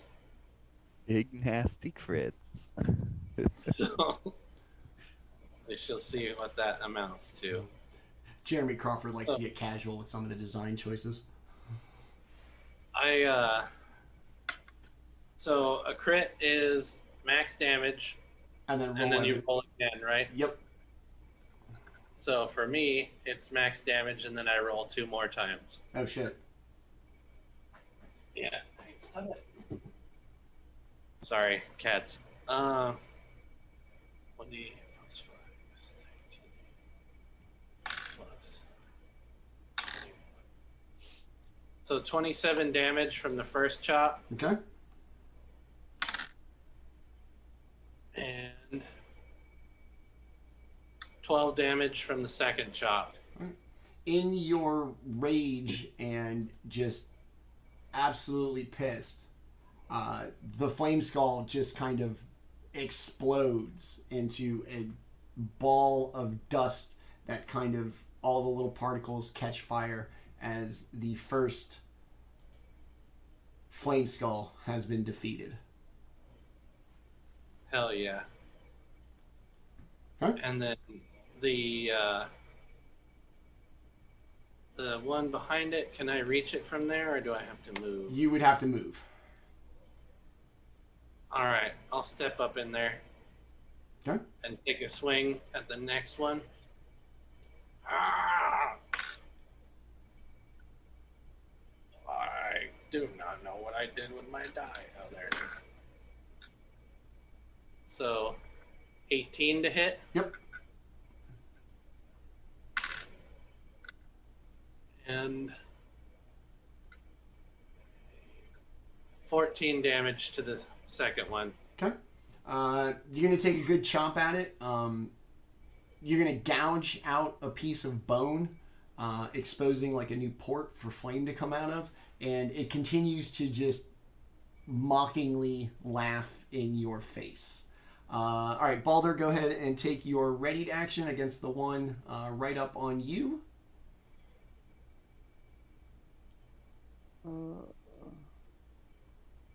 Does an 18 hit? Yes. All right. On another 18. All right. So those two will hit. There it is. All right. So he's going to take 10 regular and 6 psychic for the first attack. Okay. And he's going to take another 10 from the second.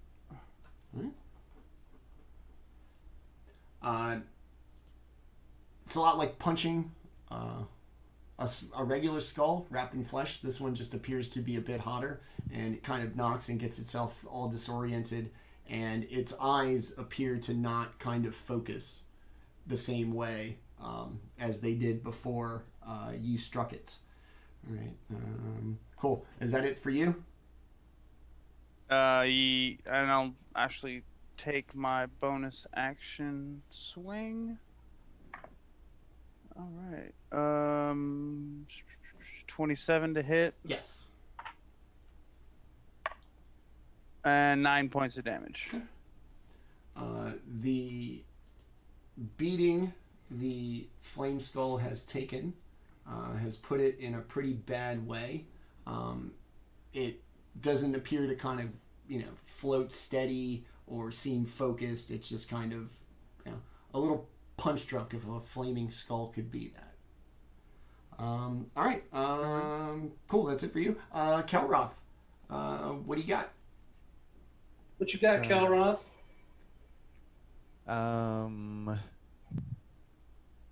The one that's red has been punched a couple times, yeah? Yes. Nobody but me has 2 axes. Does it look pretty damaged? Yes. Okay. I'm going to cast Guiding Bolt at it Okay. for a 24. Yes. I do 12 radiant damage. All right. And as this flame skull is hit by your holy light, it explodes the same as it did with Jaatuuli's axes. The flame is extinguished, and all of the components of the skull kind of just blow away into dust. Okay. You And hear then- Orryn just clapping. And then I'm going to... Golf clap, golf clap. Oh, I guess it's like just gonna banging move my over there. gauntlet against the shield. Gank, gank, gank. This is gonna go over there.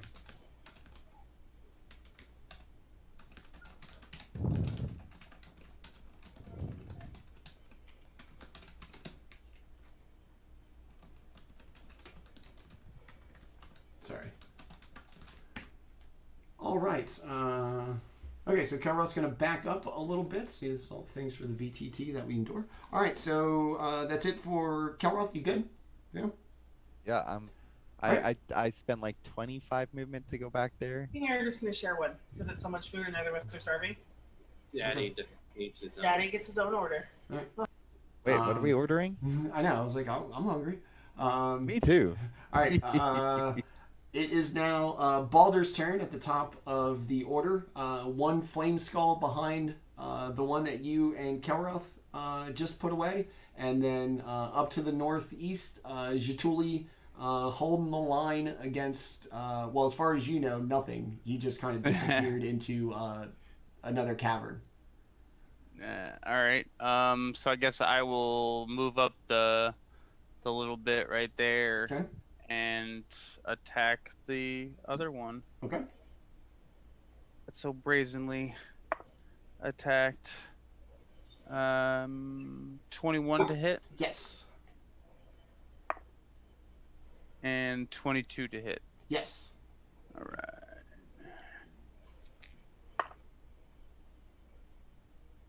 Seven regular, 6 psychic for the first attack.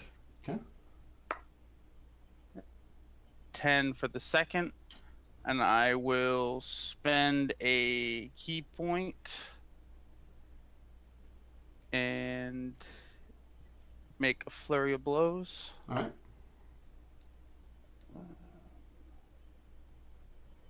14 to hit. Yes. All right. And then 17 on the die plus 9, so that'll hit.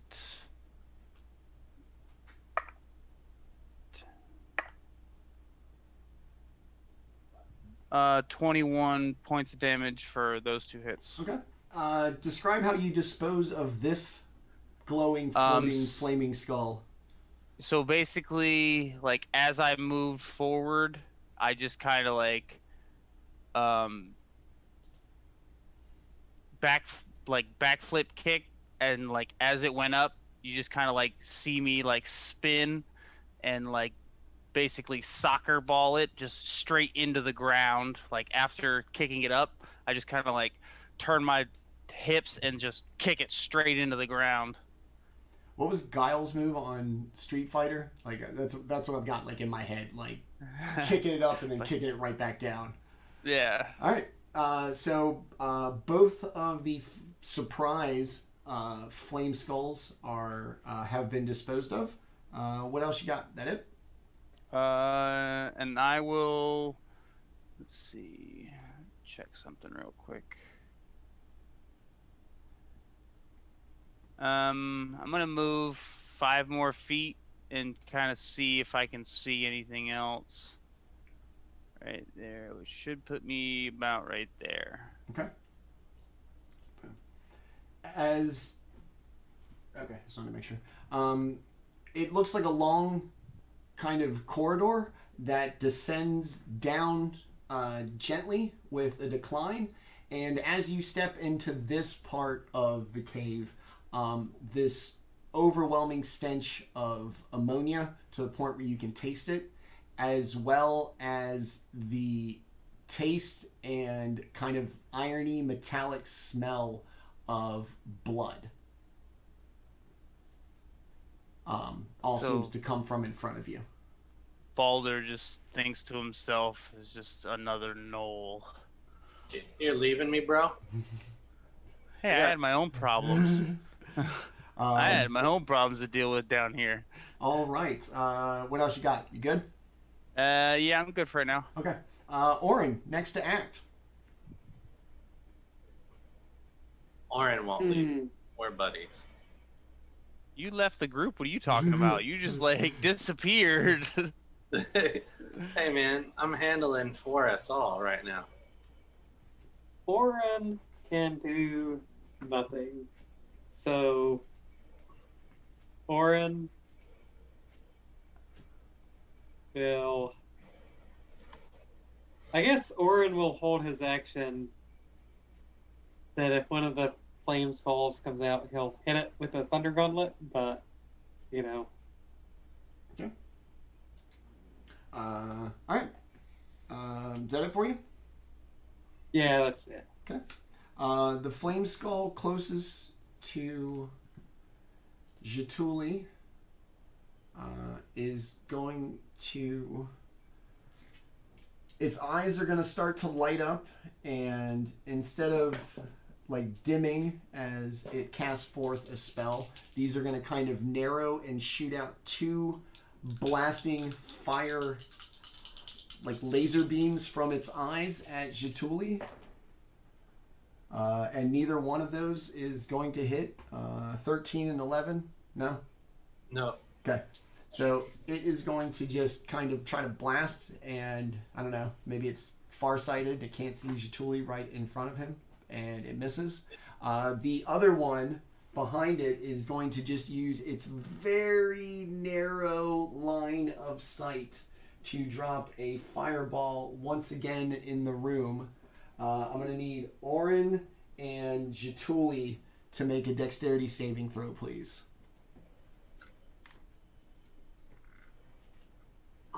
Okay. 16. Yes, you're good. I'm gonna use, because I rolled a 1, I'm gonna use lucky to re-roll. Okay. Because I don't want to get hit by that. Aha, 16. Okay. So you will both save, but you know how the fireball works.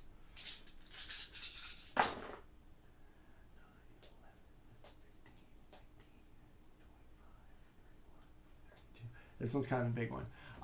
You're going to take 16 fire damage for passing your save as this fireball just erupts in kind of your half of the cavern. Baldr and Kelroth, kind of tucked away in corridors, are safe and far enough away to miss the blast. Now this thing really got me pissed. All right, so that's going to be both the flame skulls. Jaatuuli, you are actually next to act. All right, the flame skull closest to me. I swing at him recklessly, which is a good thing because I got a 19 plus. How does the crit thing work? Let me figure that out real quick.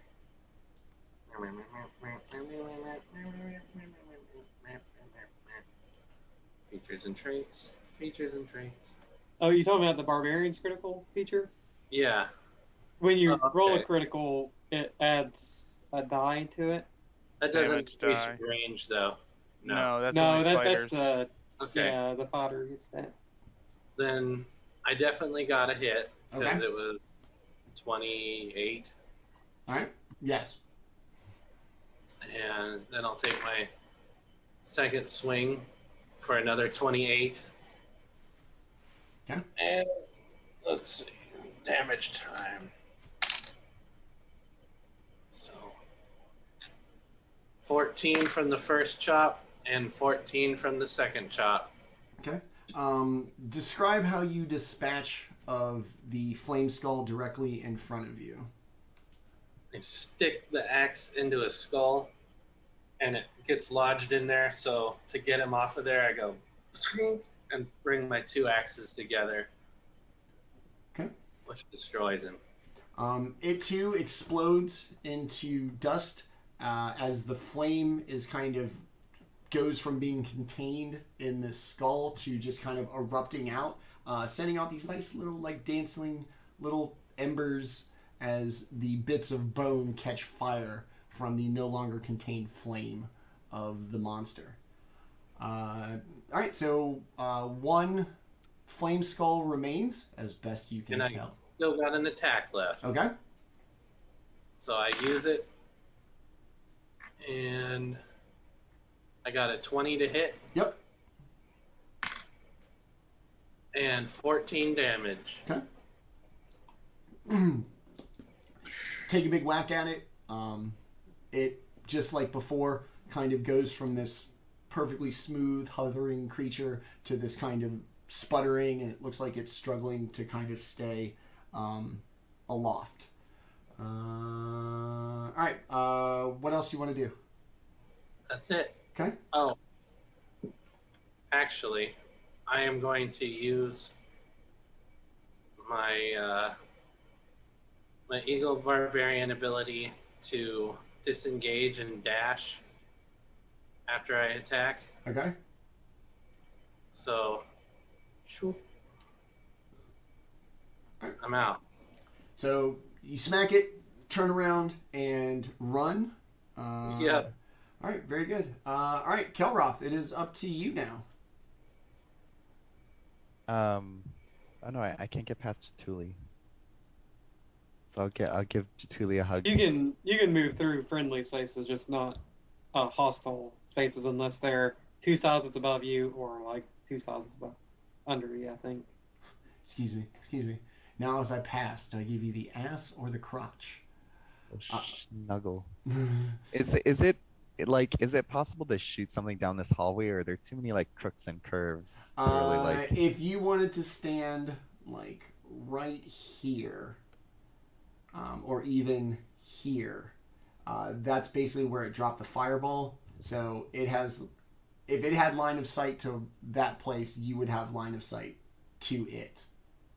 I'm gonna go ahead and put you back with your cuddle with Jaatuuli. All right. All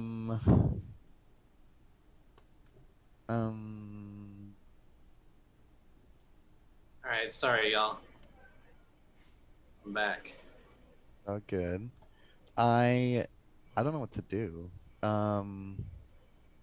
Attack with your weapon. Oh, wait. Nope, don't have one of those. I'm gonna. Whose turn is it next? After you is Baldr back up at the top. But he's going the other way. Stand next to me and block me with your shield. I'm just gonna. Yeah, because I don't know. I'm just gonna stay here. I'm gonna go. Yeah, I'm gonna stay here. This looks to be far enough out of fireball range. I'm gonna stay here. Yeah. All right, Baldr, next to act. Back up at the top of initiative.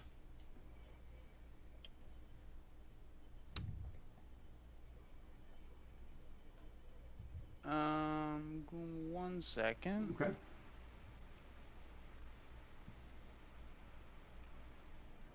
It's not.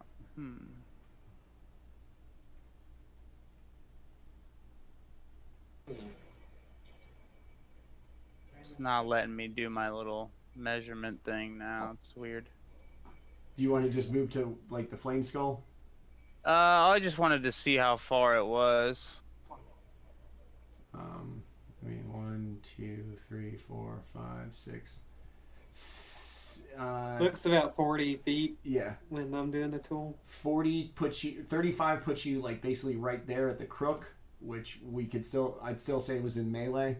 Or I mean, I got 45 feet of movement, okay. so it's not like I'm. 40 puts you right there at like the choke point. All right. I guess I'll move into attack Okay. now. Let's see, dirty 20 to hit. Okay. Yes. 19 to hit. Yes. All right.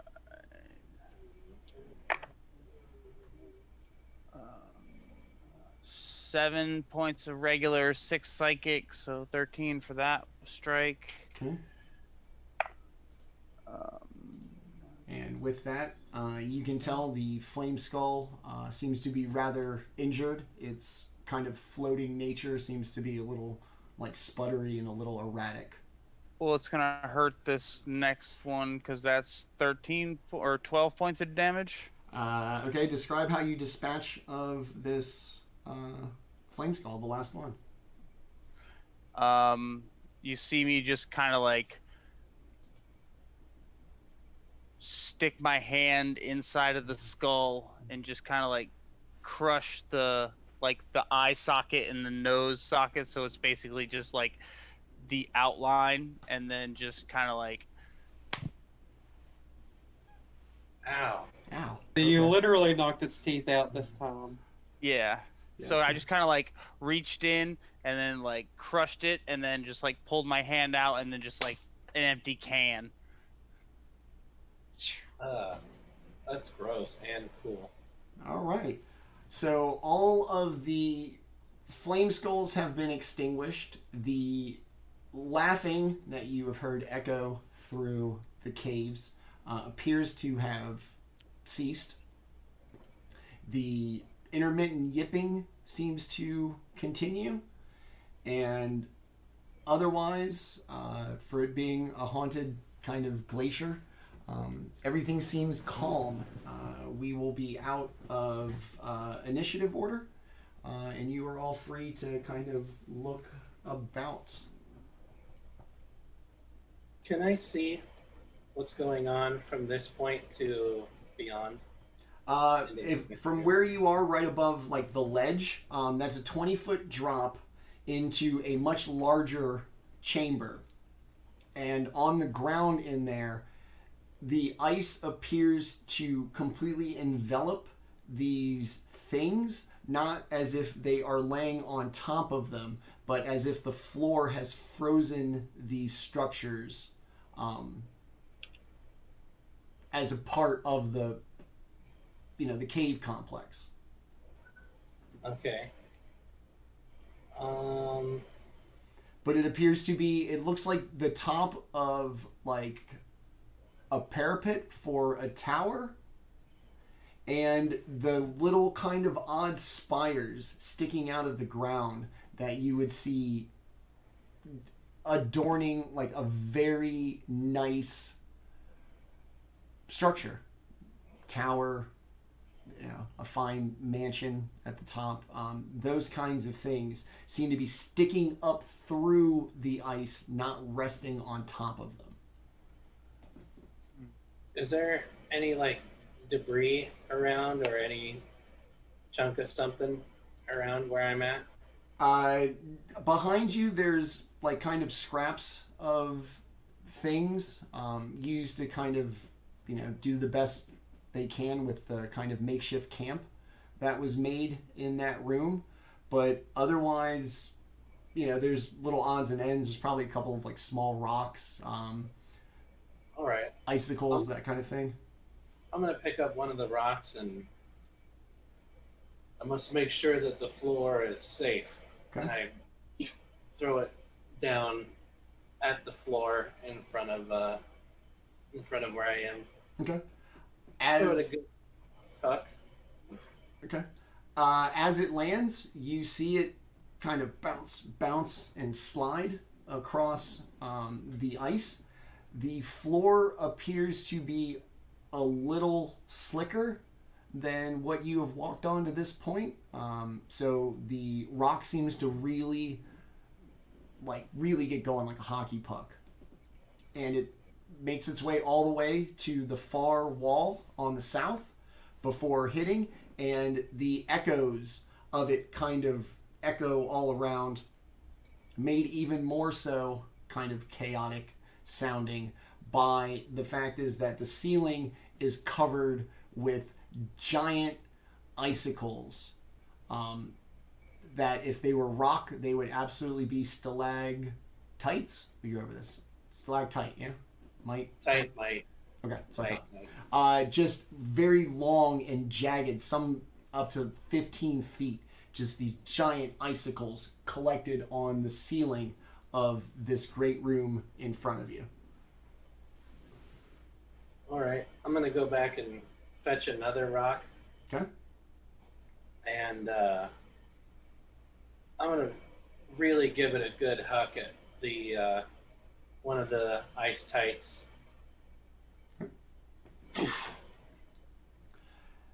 Freaking Randy Moss submarine style, kill the bird.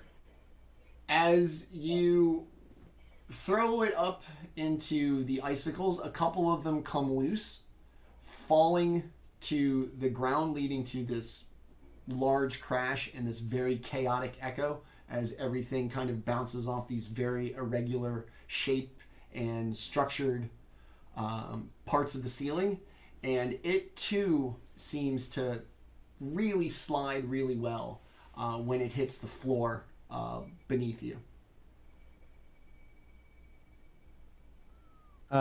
These things that are in the room, you said it was like someone had made a camp here or something? Yes. And then a fireball hit the room. Did that like melt some stuff? Did that reveal anything? Is there anything like on the floor? There are a couple of metal kind of like servingware, like a metal cup that managed to survive the fire, as well as anything that appeared linen.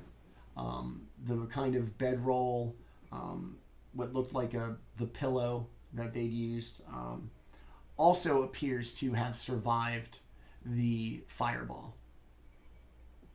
Interesting.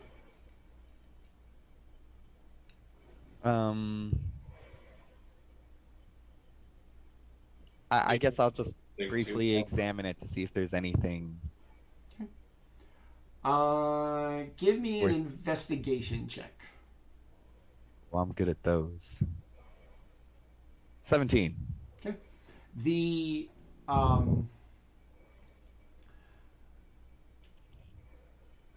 the fabric used to make this bedroll and this folded piece of cloth used as a pillow, you'll notice two things: that they are of two different sizes for the two bedrolls. One of them seems a lot smaller than the other. The material used is not anything you are familiar with. It would be kind of an exotic feeling material. Has a slight shimmer to it. And as you continue to look around, you will also notice claw marks near where the stone circle for the campfire is. Ow. Okay. All right. Take that cloth. We might make a mint from it.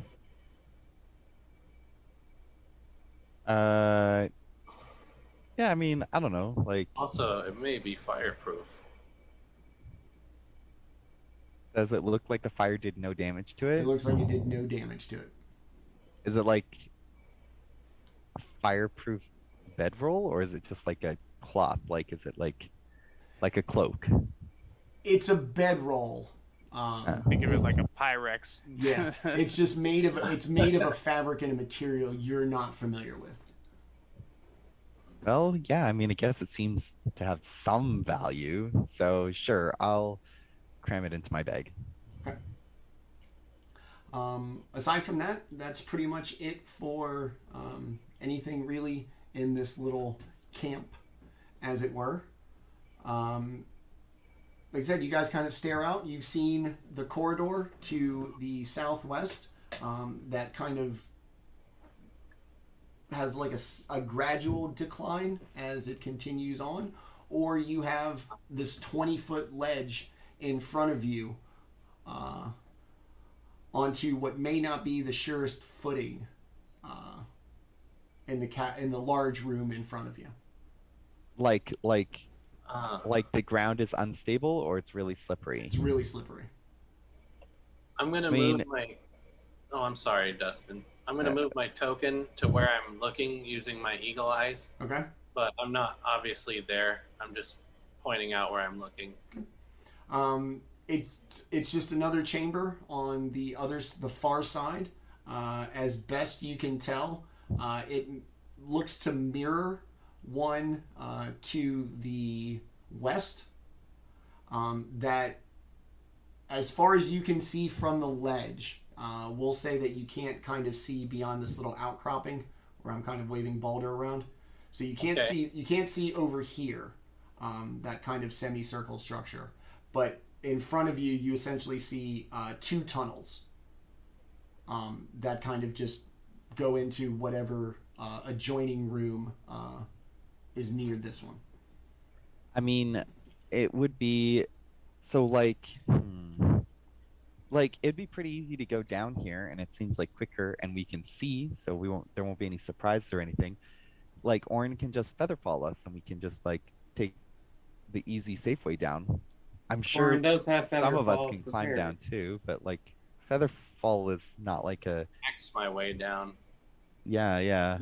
It's only You see- 20 feet, you said, right? Like, it's You not see like Baldr just kind of like drastic. walk up to the edge, and you see him just kind of like go like this. Just Oh, you got all your monk stuff. no, don't do it. We love you, Baldr. It looks like I literally just like slow fall. Just If Baldr starts to slow fall, Jaatuuli will jump off the ledge, turn around, and stick both axes in the ice and slide down. I'm just like sitting there walking, looking at him.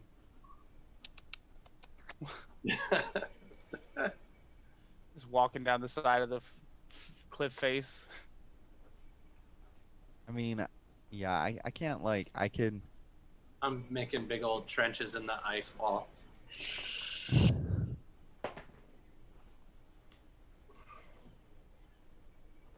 Should I? What do we do, Orryn? Do we like?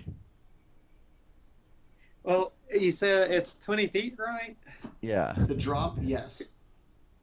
Would we? It's D6 per 5 foot fallen or something Would like we? that. After 10 feet, it's D6. You can take a 5-foot fall and not hurt. Which I is don't- fair. That's reasonable. But it is 20 feet, so. I don't Yeah. mind using a 3D, cell yeah. slot. But could we use rope? I mean, we could try. Yeah, we have rope. Is there something to tie the rope to? Yeah, there's probably something heavier from either the camp or there's probably a stalagmite that you could secure something to.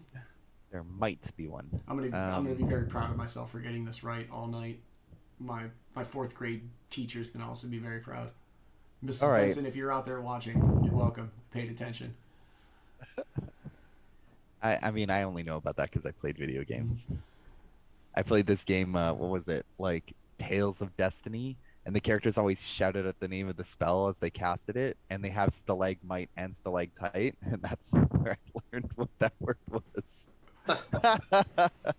Hey, It'd be like stalagmite, and it'd come on. I was like, I'm oh, 42 okay. and I gotta be like tight top. Okay, cool. Like I'm trying to do this to figure out my left and my right at 42 years I old. still say never eat never eat shredded wheat to remember north, east, southwest. well, I love shredded wheat, so Right? I did love that. Frosted mini wheats, the strawberry ones, fire. No, I like shredded wheats as well. It was just like it just stuck. It's just here. That and like beautiful. Never eat Beautiful. soggy waffles is what I go. All right. Okay, so I'm gonna, if we can tie up a rope somewhere, I will attempt to climb down said rope. Okay. Jaatuuli and Baldr are down there, like, just looking up at the top, like, come on, man. Smoking pipeweed. Okay. Yeah. Eating and smoking. All right, so everybody go ahead and make your way down into the next room, either by rope or is it called spider climb for you, Baldr? No, it is Just an innate basically ability. it's like freedom of movement. Okay. I think it is. Alright. It's called.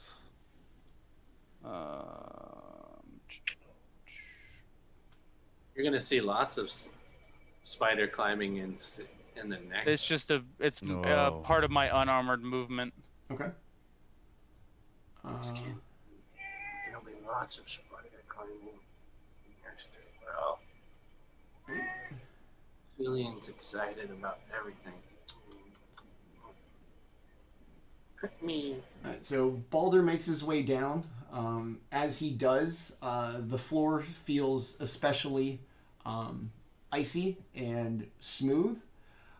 There's also this kind of feeling you've been unfamiliar with for quite some time in Icewind Dale. Almost a humidity. There's a moisture in the air as you make your way down. And the floor is exceptionally slick.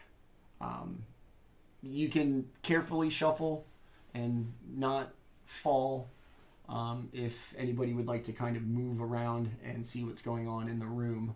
But difficult terrain is what we'll call it if it ever comes to anything mechanically.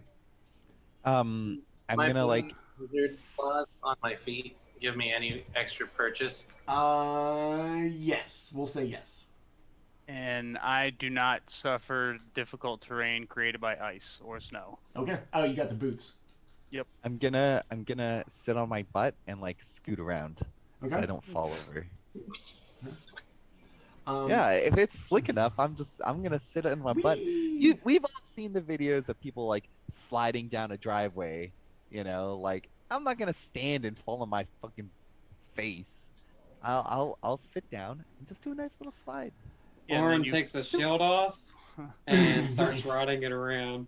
Yeah, there you go. As you make your way to the ground, off to the east, you see what is very clearly part of a tower.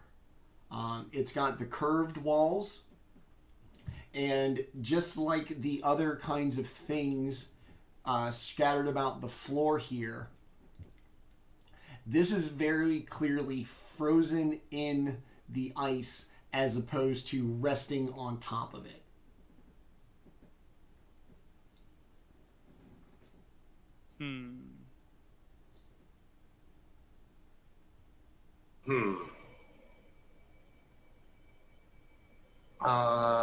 Frozen within, huh? All right, I'll kind of claw my way over here. Okay. See what I can't see. The architecture is not anything Jaatuuli, you especially, are familiar with. Icewind Dale being kind of, homogeneous and functional. This is very elaborate, very well crafted. The stones are unbelievably smooth and perfectly uniform, and even makes you wonder if it was created by a living being as opposed to something of immense power. Huh. Does this right here appear to be a gap in the architecture? It appears to just be kind of a window. It's essentially like an arrow slit. It's only probably about like yay big. All right, I'll put my my snout in there. Okay.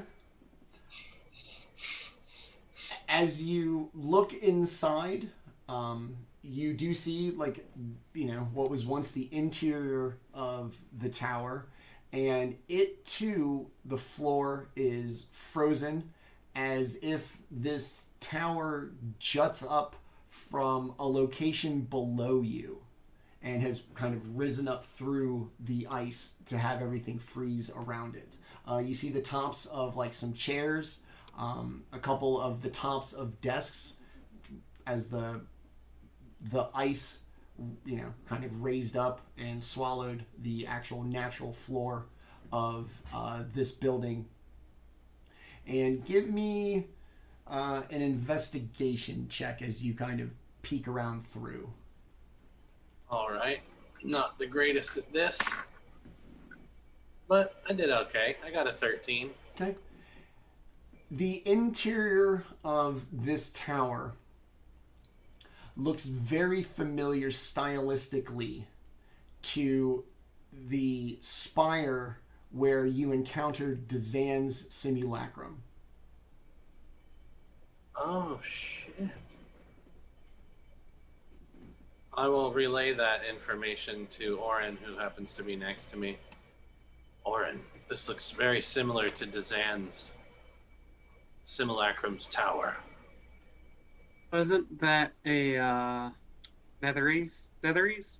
It was a Netherese tower that had broken and fallen down. Remember, it was upside down?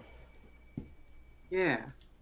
So there could be some treasure in here then, couldn't there? Want to try to squeeze through? Yeah, well, even if Orryn's pretty small, would he be able to fit through? No, like I said, it's mostly for defensive. Given that it looks like a wizard's tower, you would imagine it's more for casting spells out of, as opposed to like an archery slit. Same principle, different purpose. Now, you said it was a lot of frozen stuff around it. If I tried to melt something with fire, would we be able to create an entrance? It's all stone. Anywhere? Okay. Yeah, it's a stone structure, like I said. It just looks like it's been poked from something underneath your feet through the floor and then frozen and surrounded.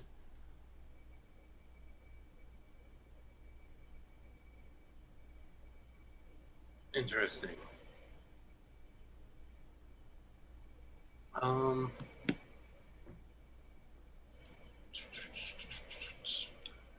How tall is this structure that is in front of me? It goes from the floor to the ceiling. Flush? Yeah. Probably still goes above it. Like, it doesn't necessarily, like, end beforehand. As far as you know, it could go through the ceiling. Interesting. All right. Well, Jaatuuli kind of loses interest in what's over here. The tunnel continues down. It goes to a kind of slow decline deeper into the glacier, both like physically in front of you, but also depth-wise. And as you and Orryn kind of peek around, the room fills with what appears to be a snow flurry. Just gently coming down from the ceiling. I have a random but somewhat important question. Okay. Is my movement in the room like an ice level in like any video game ever, where like I have to slide and then change my direction and slide until I hit a wall and then like On your butt, I'm gonna go with no. Okay. Whee! We've all if you've played video games, you know exactly what I'm talking about. It's every single ice level ever. Like this. And As the snow intensifies, Oh a Jesus! red glow begins to be seen from the ceiling. Looks blue. That don't make as sense. 7 Hey, ice personal space. 7 ice methods hanging upside down like bats and disguised as giant icicles spread their wings, their eyes red, glowing. They begin to flutter down. We're going to keep the same initiative order. The methods are going to fit in basically right where they fit in with you guys' roll from previously. And so, roll for initiative. Initiative done. Baldr is going to be first to act with what appears to be 7 ice methods fluttering down from the roof. Ceiling. Shouldn't have been dilly-dallying, bruh. We could have been out of there by now. This is So, the DM I letting you have a will- little fun before he drops the monsters on you. Hey, right. So I'm gonna kind of like do like the anime like run spiral up the wall to try and intercept the thing coming down Okay. and kind of have like a mid-air battle with it. All right. So that I'm gonna attack this one that's closest to me. 19 to hit, Okay. So what? You're basically going to kind of run up on this wall and Kick then it- just kick it in the use air. just kind of like jump onto it and then just kind of like ride it down. Okay. All right. Yeah, go ahead. So 19 to hit Yep. for the first one, and 23 to hit for the second one. Yes. All right. Find my die. Damn it. Fuck did they just go? Damn it, cat. Ooh, nice. The cat's like, "Show it your 13, Yeah, 13 points of regular, 5 points of psychic 13. Okay, 18. All right. for the first one, and then 7 points for the second one. Okay. It's gonna just shatter into a bunch of little ice crystals, as if you smashed, a large sheet of ice or a stalactite, as the case may be. Nice. That method is now gone. And then I'm going to move to the next one Okay. and attack that one All right. with flurry of blows. Okay. We're gonna go like right shot. Yeah. Okay. 16 to hit. Yes.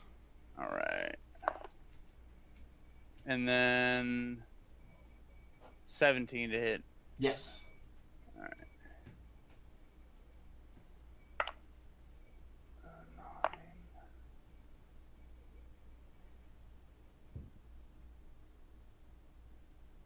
21 points of damage Okay.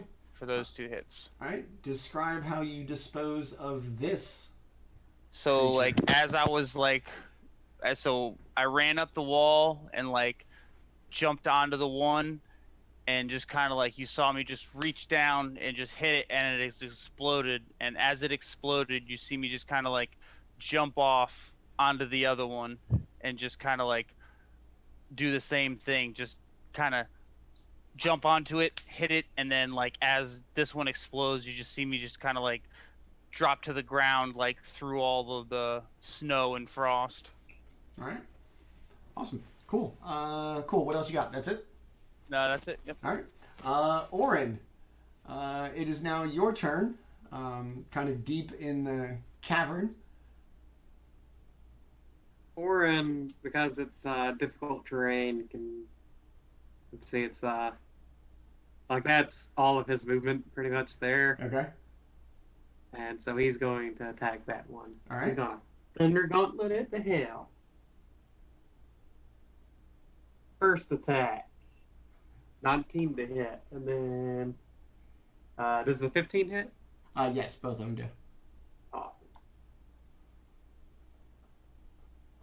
That'll be a total of 25 thunder damage. Okay. Go ahead and describe to me what your Thunder Gauntlet looks like as you hit this icy creature and smash it into oblivion. As Orryn hits it in the face and the thunderous boom sends a shockwave and vibration through, you just see it shatter into a million pieces as the icicle would if it was dropped onto the ground. And as it smashes and kind of sprays finer bits of particulate ice, the humidity once again is noticeable. And instead of kind of drifting down back to the ground as little chunks of snow and ice, the humidity is enough so, and your Thunder Gauntlet's so effective, grinding them into such small particles, that it turns it almost into like a mist of water in the cavern. All right, what else you Orryn got? like puts his hoodie over because it's cold already. That's it for me. Okay. I will go and activate my defensive shield just for the temporary HP. I should have done that before. Okay.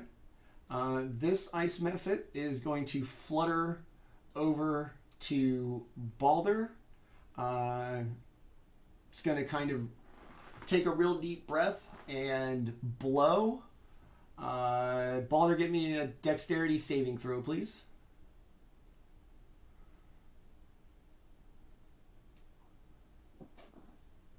You can do it. 16. Okay. It is going to blow. Hold on, how am I doing? Jesus. Yo, CR 1/2 monsters.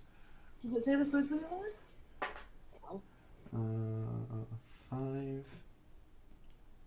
5. You're gonna take 2 cold damage, which you don't take any, do you? Nope. Okay. If I pass the save, no. Okay. Yeah, you. Oh yeah, you passed. Okay. So it's gonna blow a frost breath, unaware of your fly ass boots. To no effect. These two are going to make their way over to you. They're just going to swipe at you with their icy claws. Ooh, that's going to do something. 20 to hit. That's my AC. Okay. You are going to take 3 slashing damage. And then the other one is not going to hit. This last one is going to make its way to Kelroth. It is going to take a really deep breath. And Kelroth, I need you to make a dexterity saving throw, please. 17. Okay. You are going to take 2 bits of cold damage. I die. That is it for the ice methods. All right, Jaatuuli, next to go. Jaatuuli. This one right here next to Kelroth. Okay. Actually, you know what? I'm going to ignore that one over here. I'm going to go help out Baldr. Okay. I'm going to take a couple of swings onto this guy here. Jaatuuli, help! Don't leave me! Hey, where are you going, dog? I don't have a weapon. Ah! Where is it? Crit. So, critical hit. Dice are in your favor today. Dude, my wife, I told her to buy these. Oh, yeah, because you guys got fucked with RNGesus last week against the dragon. Yeah. That was pretty bad. I told her to buy these using her love for me to guide her. So it would make me really lucky. Jeez. I was going to say, you're lucky these dice didn't roll. Be like, baby! Oh, dude, Sabotaging me and my friends. Bullshit. Mars, what the fuck are you doing? You know. She's just like, I told you to stop playing that stupid game. Yeah, just because every week play pretend with your friends. Luckily, she herself is a big D&D fan. So, does a 25 hit? Yes. Okay. What? The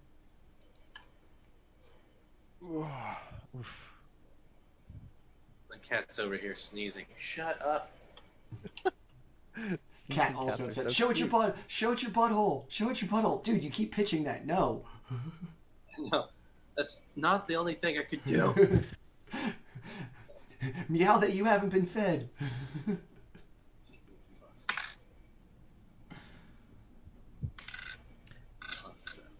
So, 27 damage from the first chop. Okay. That's going to obliterate it into a cloud of small particulate ice, and as a result, it too turns into a mist. And because of the odd humidity and kind of icy environment, a fog is starting to kind of form from the finer bits of ice as these methods just keep getting smashed to bits. Jaatuuli will take a deep breath of it. And I imagine it like a dog biting at like a water fountain or like a arr, arr, arr. Yeah. Exactly. And then I'll take a step over to this guy. Okay. And take a swing on him. For 21 to hit. And 14 damage. Okay.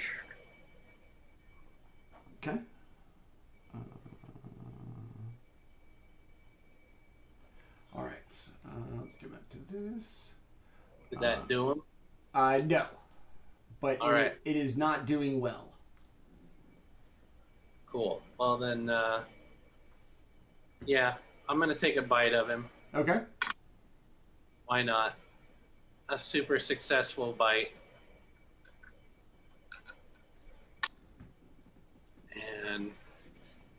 Max damage.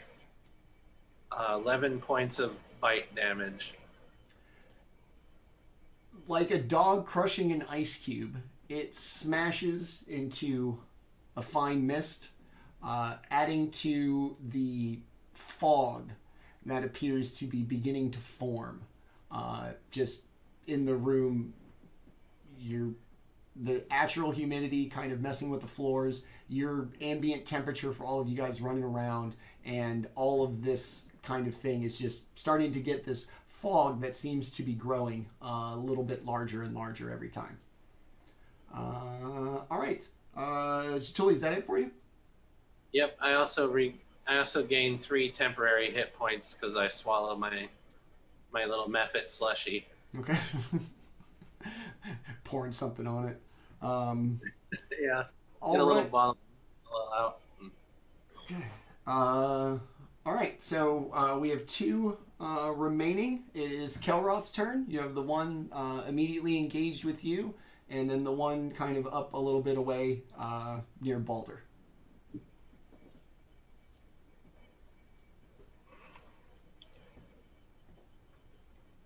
Kelroth.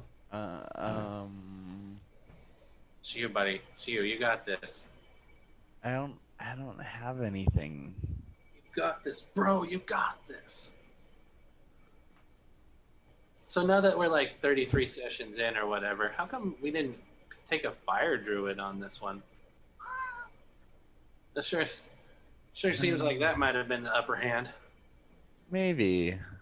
You'd But probably be miserable hindsight- the entire time. Like, fuck this. I'm not going. I'm staying in Luskin. It's I'm bullshit. gonna.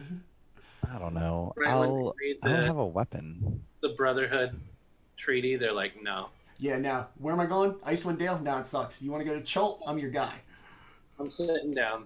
Okay, I'm just gonna heal myself and hope somebody else kills this thing. Okay. A certain wand can be used as a. I don't have it. Don't snap at him. You all took away my best friend. I'm your best I friend. was gonna say, I was like, yeah, Jaatuuli might not like hearing you say that. Yeah. Julie's gonna crush the wand. I heal myself for 13 points. Just really would if he was afraid of being murdered. And I make a mental note that I probably should find myself a weapon if I'm gonna start participating. Okay. Your weapon. Huh? Do you want it? What kind of weapon? It's a little hand axe, d6 plus your strength, but you could also plus your dex if you want.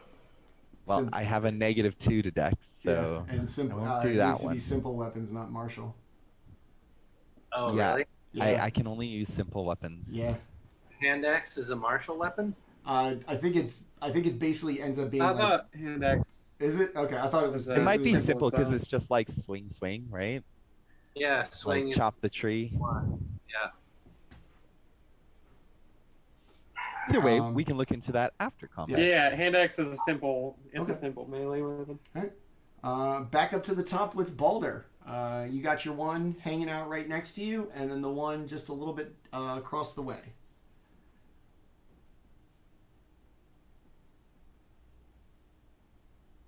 First one is 14 to hit. Yep. Second one, ooh, I might miss with a 11. 11 does hit. Oh wow, nice. Yeah, CR Hell one yeah. half.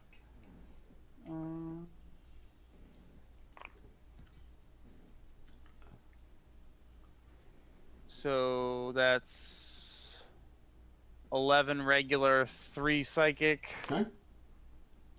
and then another 12 points of damage. This And then Ice Method 2 smashes Ed. into Nice. dust, adding to the fog that seems to be kind of growing on this side of the chamber. So what you're saying is that now I'm shrouded in mist, I mean, like if you're gonna halfway up. if you're gonna do something cool with it, then yes. I mean, Dramatic I'm just slow-mo gonna do. walk out of it. Yeah, just kind of like, just as you see me, just kind of like, you'll see me start doing like this and like raising my hands and like bringing the fog up with me, and then like as some comes up, I just push forward, and then like so as the fog like moves forward, I just am already in this Mephit's face. Okay. Just like that, in his face, through the fog. So he just kind of like saw me like walking real slow, moving it up, and then just kind of like appeared in front of him. And then I'm gonna take my bonus action attack with a 13 on the die, so Yep. that'll hit. 9 points of damage. Okay. It takes your blow, and a part of its body, its chest, just kind of flakes off like a big piece of ice from your blow. Is that it for you? Yep, that's it. Cool. All right, Orryn. Mephit Slayer, add that to the resume. Yes. He wishes. Orryn is going to come right over here and get to slaying Okay. as he follows Baldr's example and throw some hands. You can catch these hands. So proud of those. hands. Exactly. First one's a hit with a 20 and then a 28. So Yes. there's 2 hits. Bronze And bonus. it's 19 total thunder damage. Okay. As you smash this Mephit, it too just becomes obliterated into small chunks of ice and water mist due to the change of temperature. In the last little bit of combat with everybody, without everybody's kind of frantic movement and running around and disturbing the air pattern, a mist settles in the southwest corner of the room, and the intermittent yipping that you have heard becomes louder, almost as if it is coming from inside the chamber you are currently in. And the mist kind of lingers and sits there, and after a couple of moments, the mist begins to kind of coalesce and form as the yipping becomes louder, as 3 kobolds appear as if materializing out of the mists.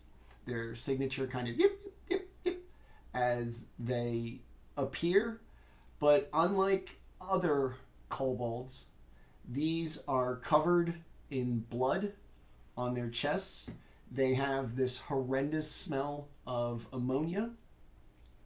And worst of all, 2 enormous vampiric canines hanging out of their mouths as they form from the mist. Their eyes look dead and vacant. They all hiss, exposing their teeth, raising their claws, and that's where we're going to stop for the night. Coal pyres. Cobalt vampire things. They're vambolds. Vambolds. Yeah, that's a good one. Vampires. What did you guys think of the VTT? Oh yeah, make a Yeah. combat more visceral. I'm a big fan of them. Okay. Glad we've been doing that. Okay. Like I said, this seemed like the perfect time. Dungeon crawls are kind of shitty. Kelroth casts in large and smashes the whole thing. Rah! Cool. All right. So we have had quite the day here on the show. We debuted the trailer for our new campaign, and we rolled out our VTT, which I personally had an unbelievable amount of fun with, and I thought it did a very effective job of kind of conveying the things that I can't through theater of the mind, as well as let you guys kind of move about a little a little more freedom to yourselves and your characters. So I'm a huge in favor, and I love it, and I hope everybody watching had a good time with it as well. So yeah, we are, like I said, we are in the final throes of this campaign with Tranquility's Twilight to come. Before we get to that, we have to finish here, and before we finish here, we have to meet the amazing people behind these great characters, who I hope had a shit ton of fun tonight. Let us start with Kelroth. Participated in battle, and yeah, how you feel? Yeah, things are good. Okay. My name's Dustin, and I like to play the Dungeons and the Dragons, but I also like video games, and currently I am working too much. You know, the standards of life. Yeah. You and everybody I else. stupidly got a second job, and then I'm like debating about whether I should or should not give up my new job, and you know, it's just like, ugh, whatever. Anyways, you know, life. You know, the huge. All right, man. So what'd you think of the VTT? You like it? Oh yeah, it's pretty cool. All right, awesome.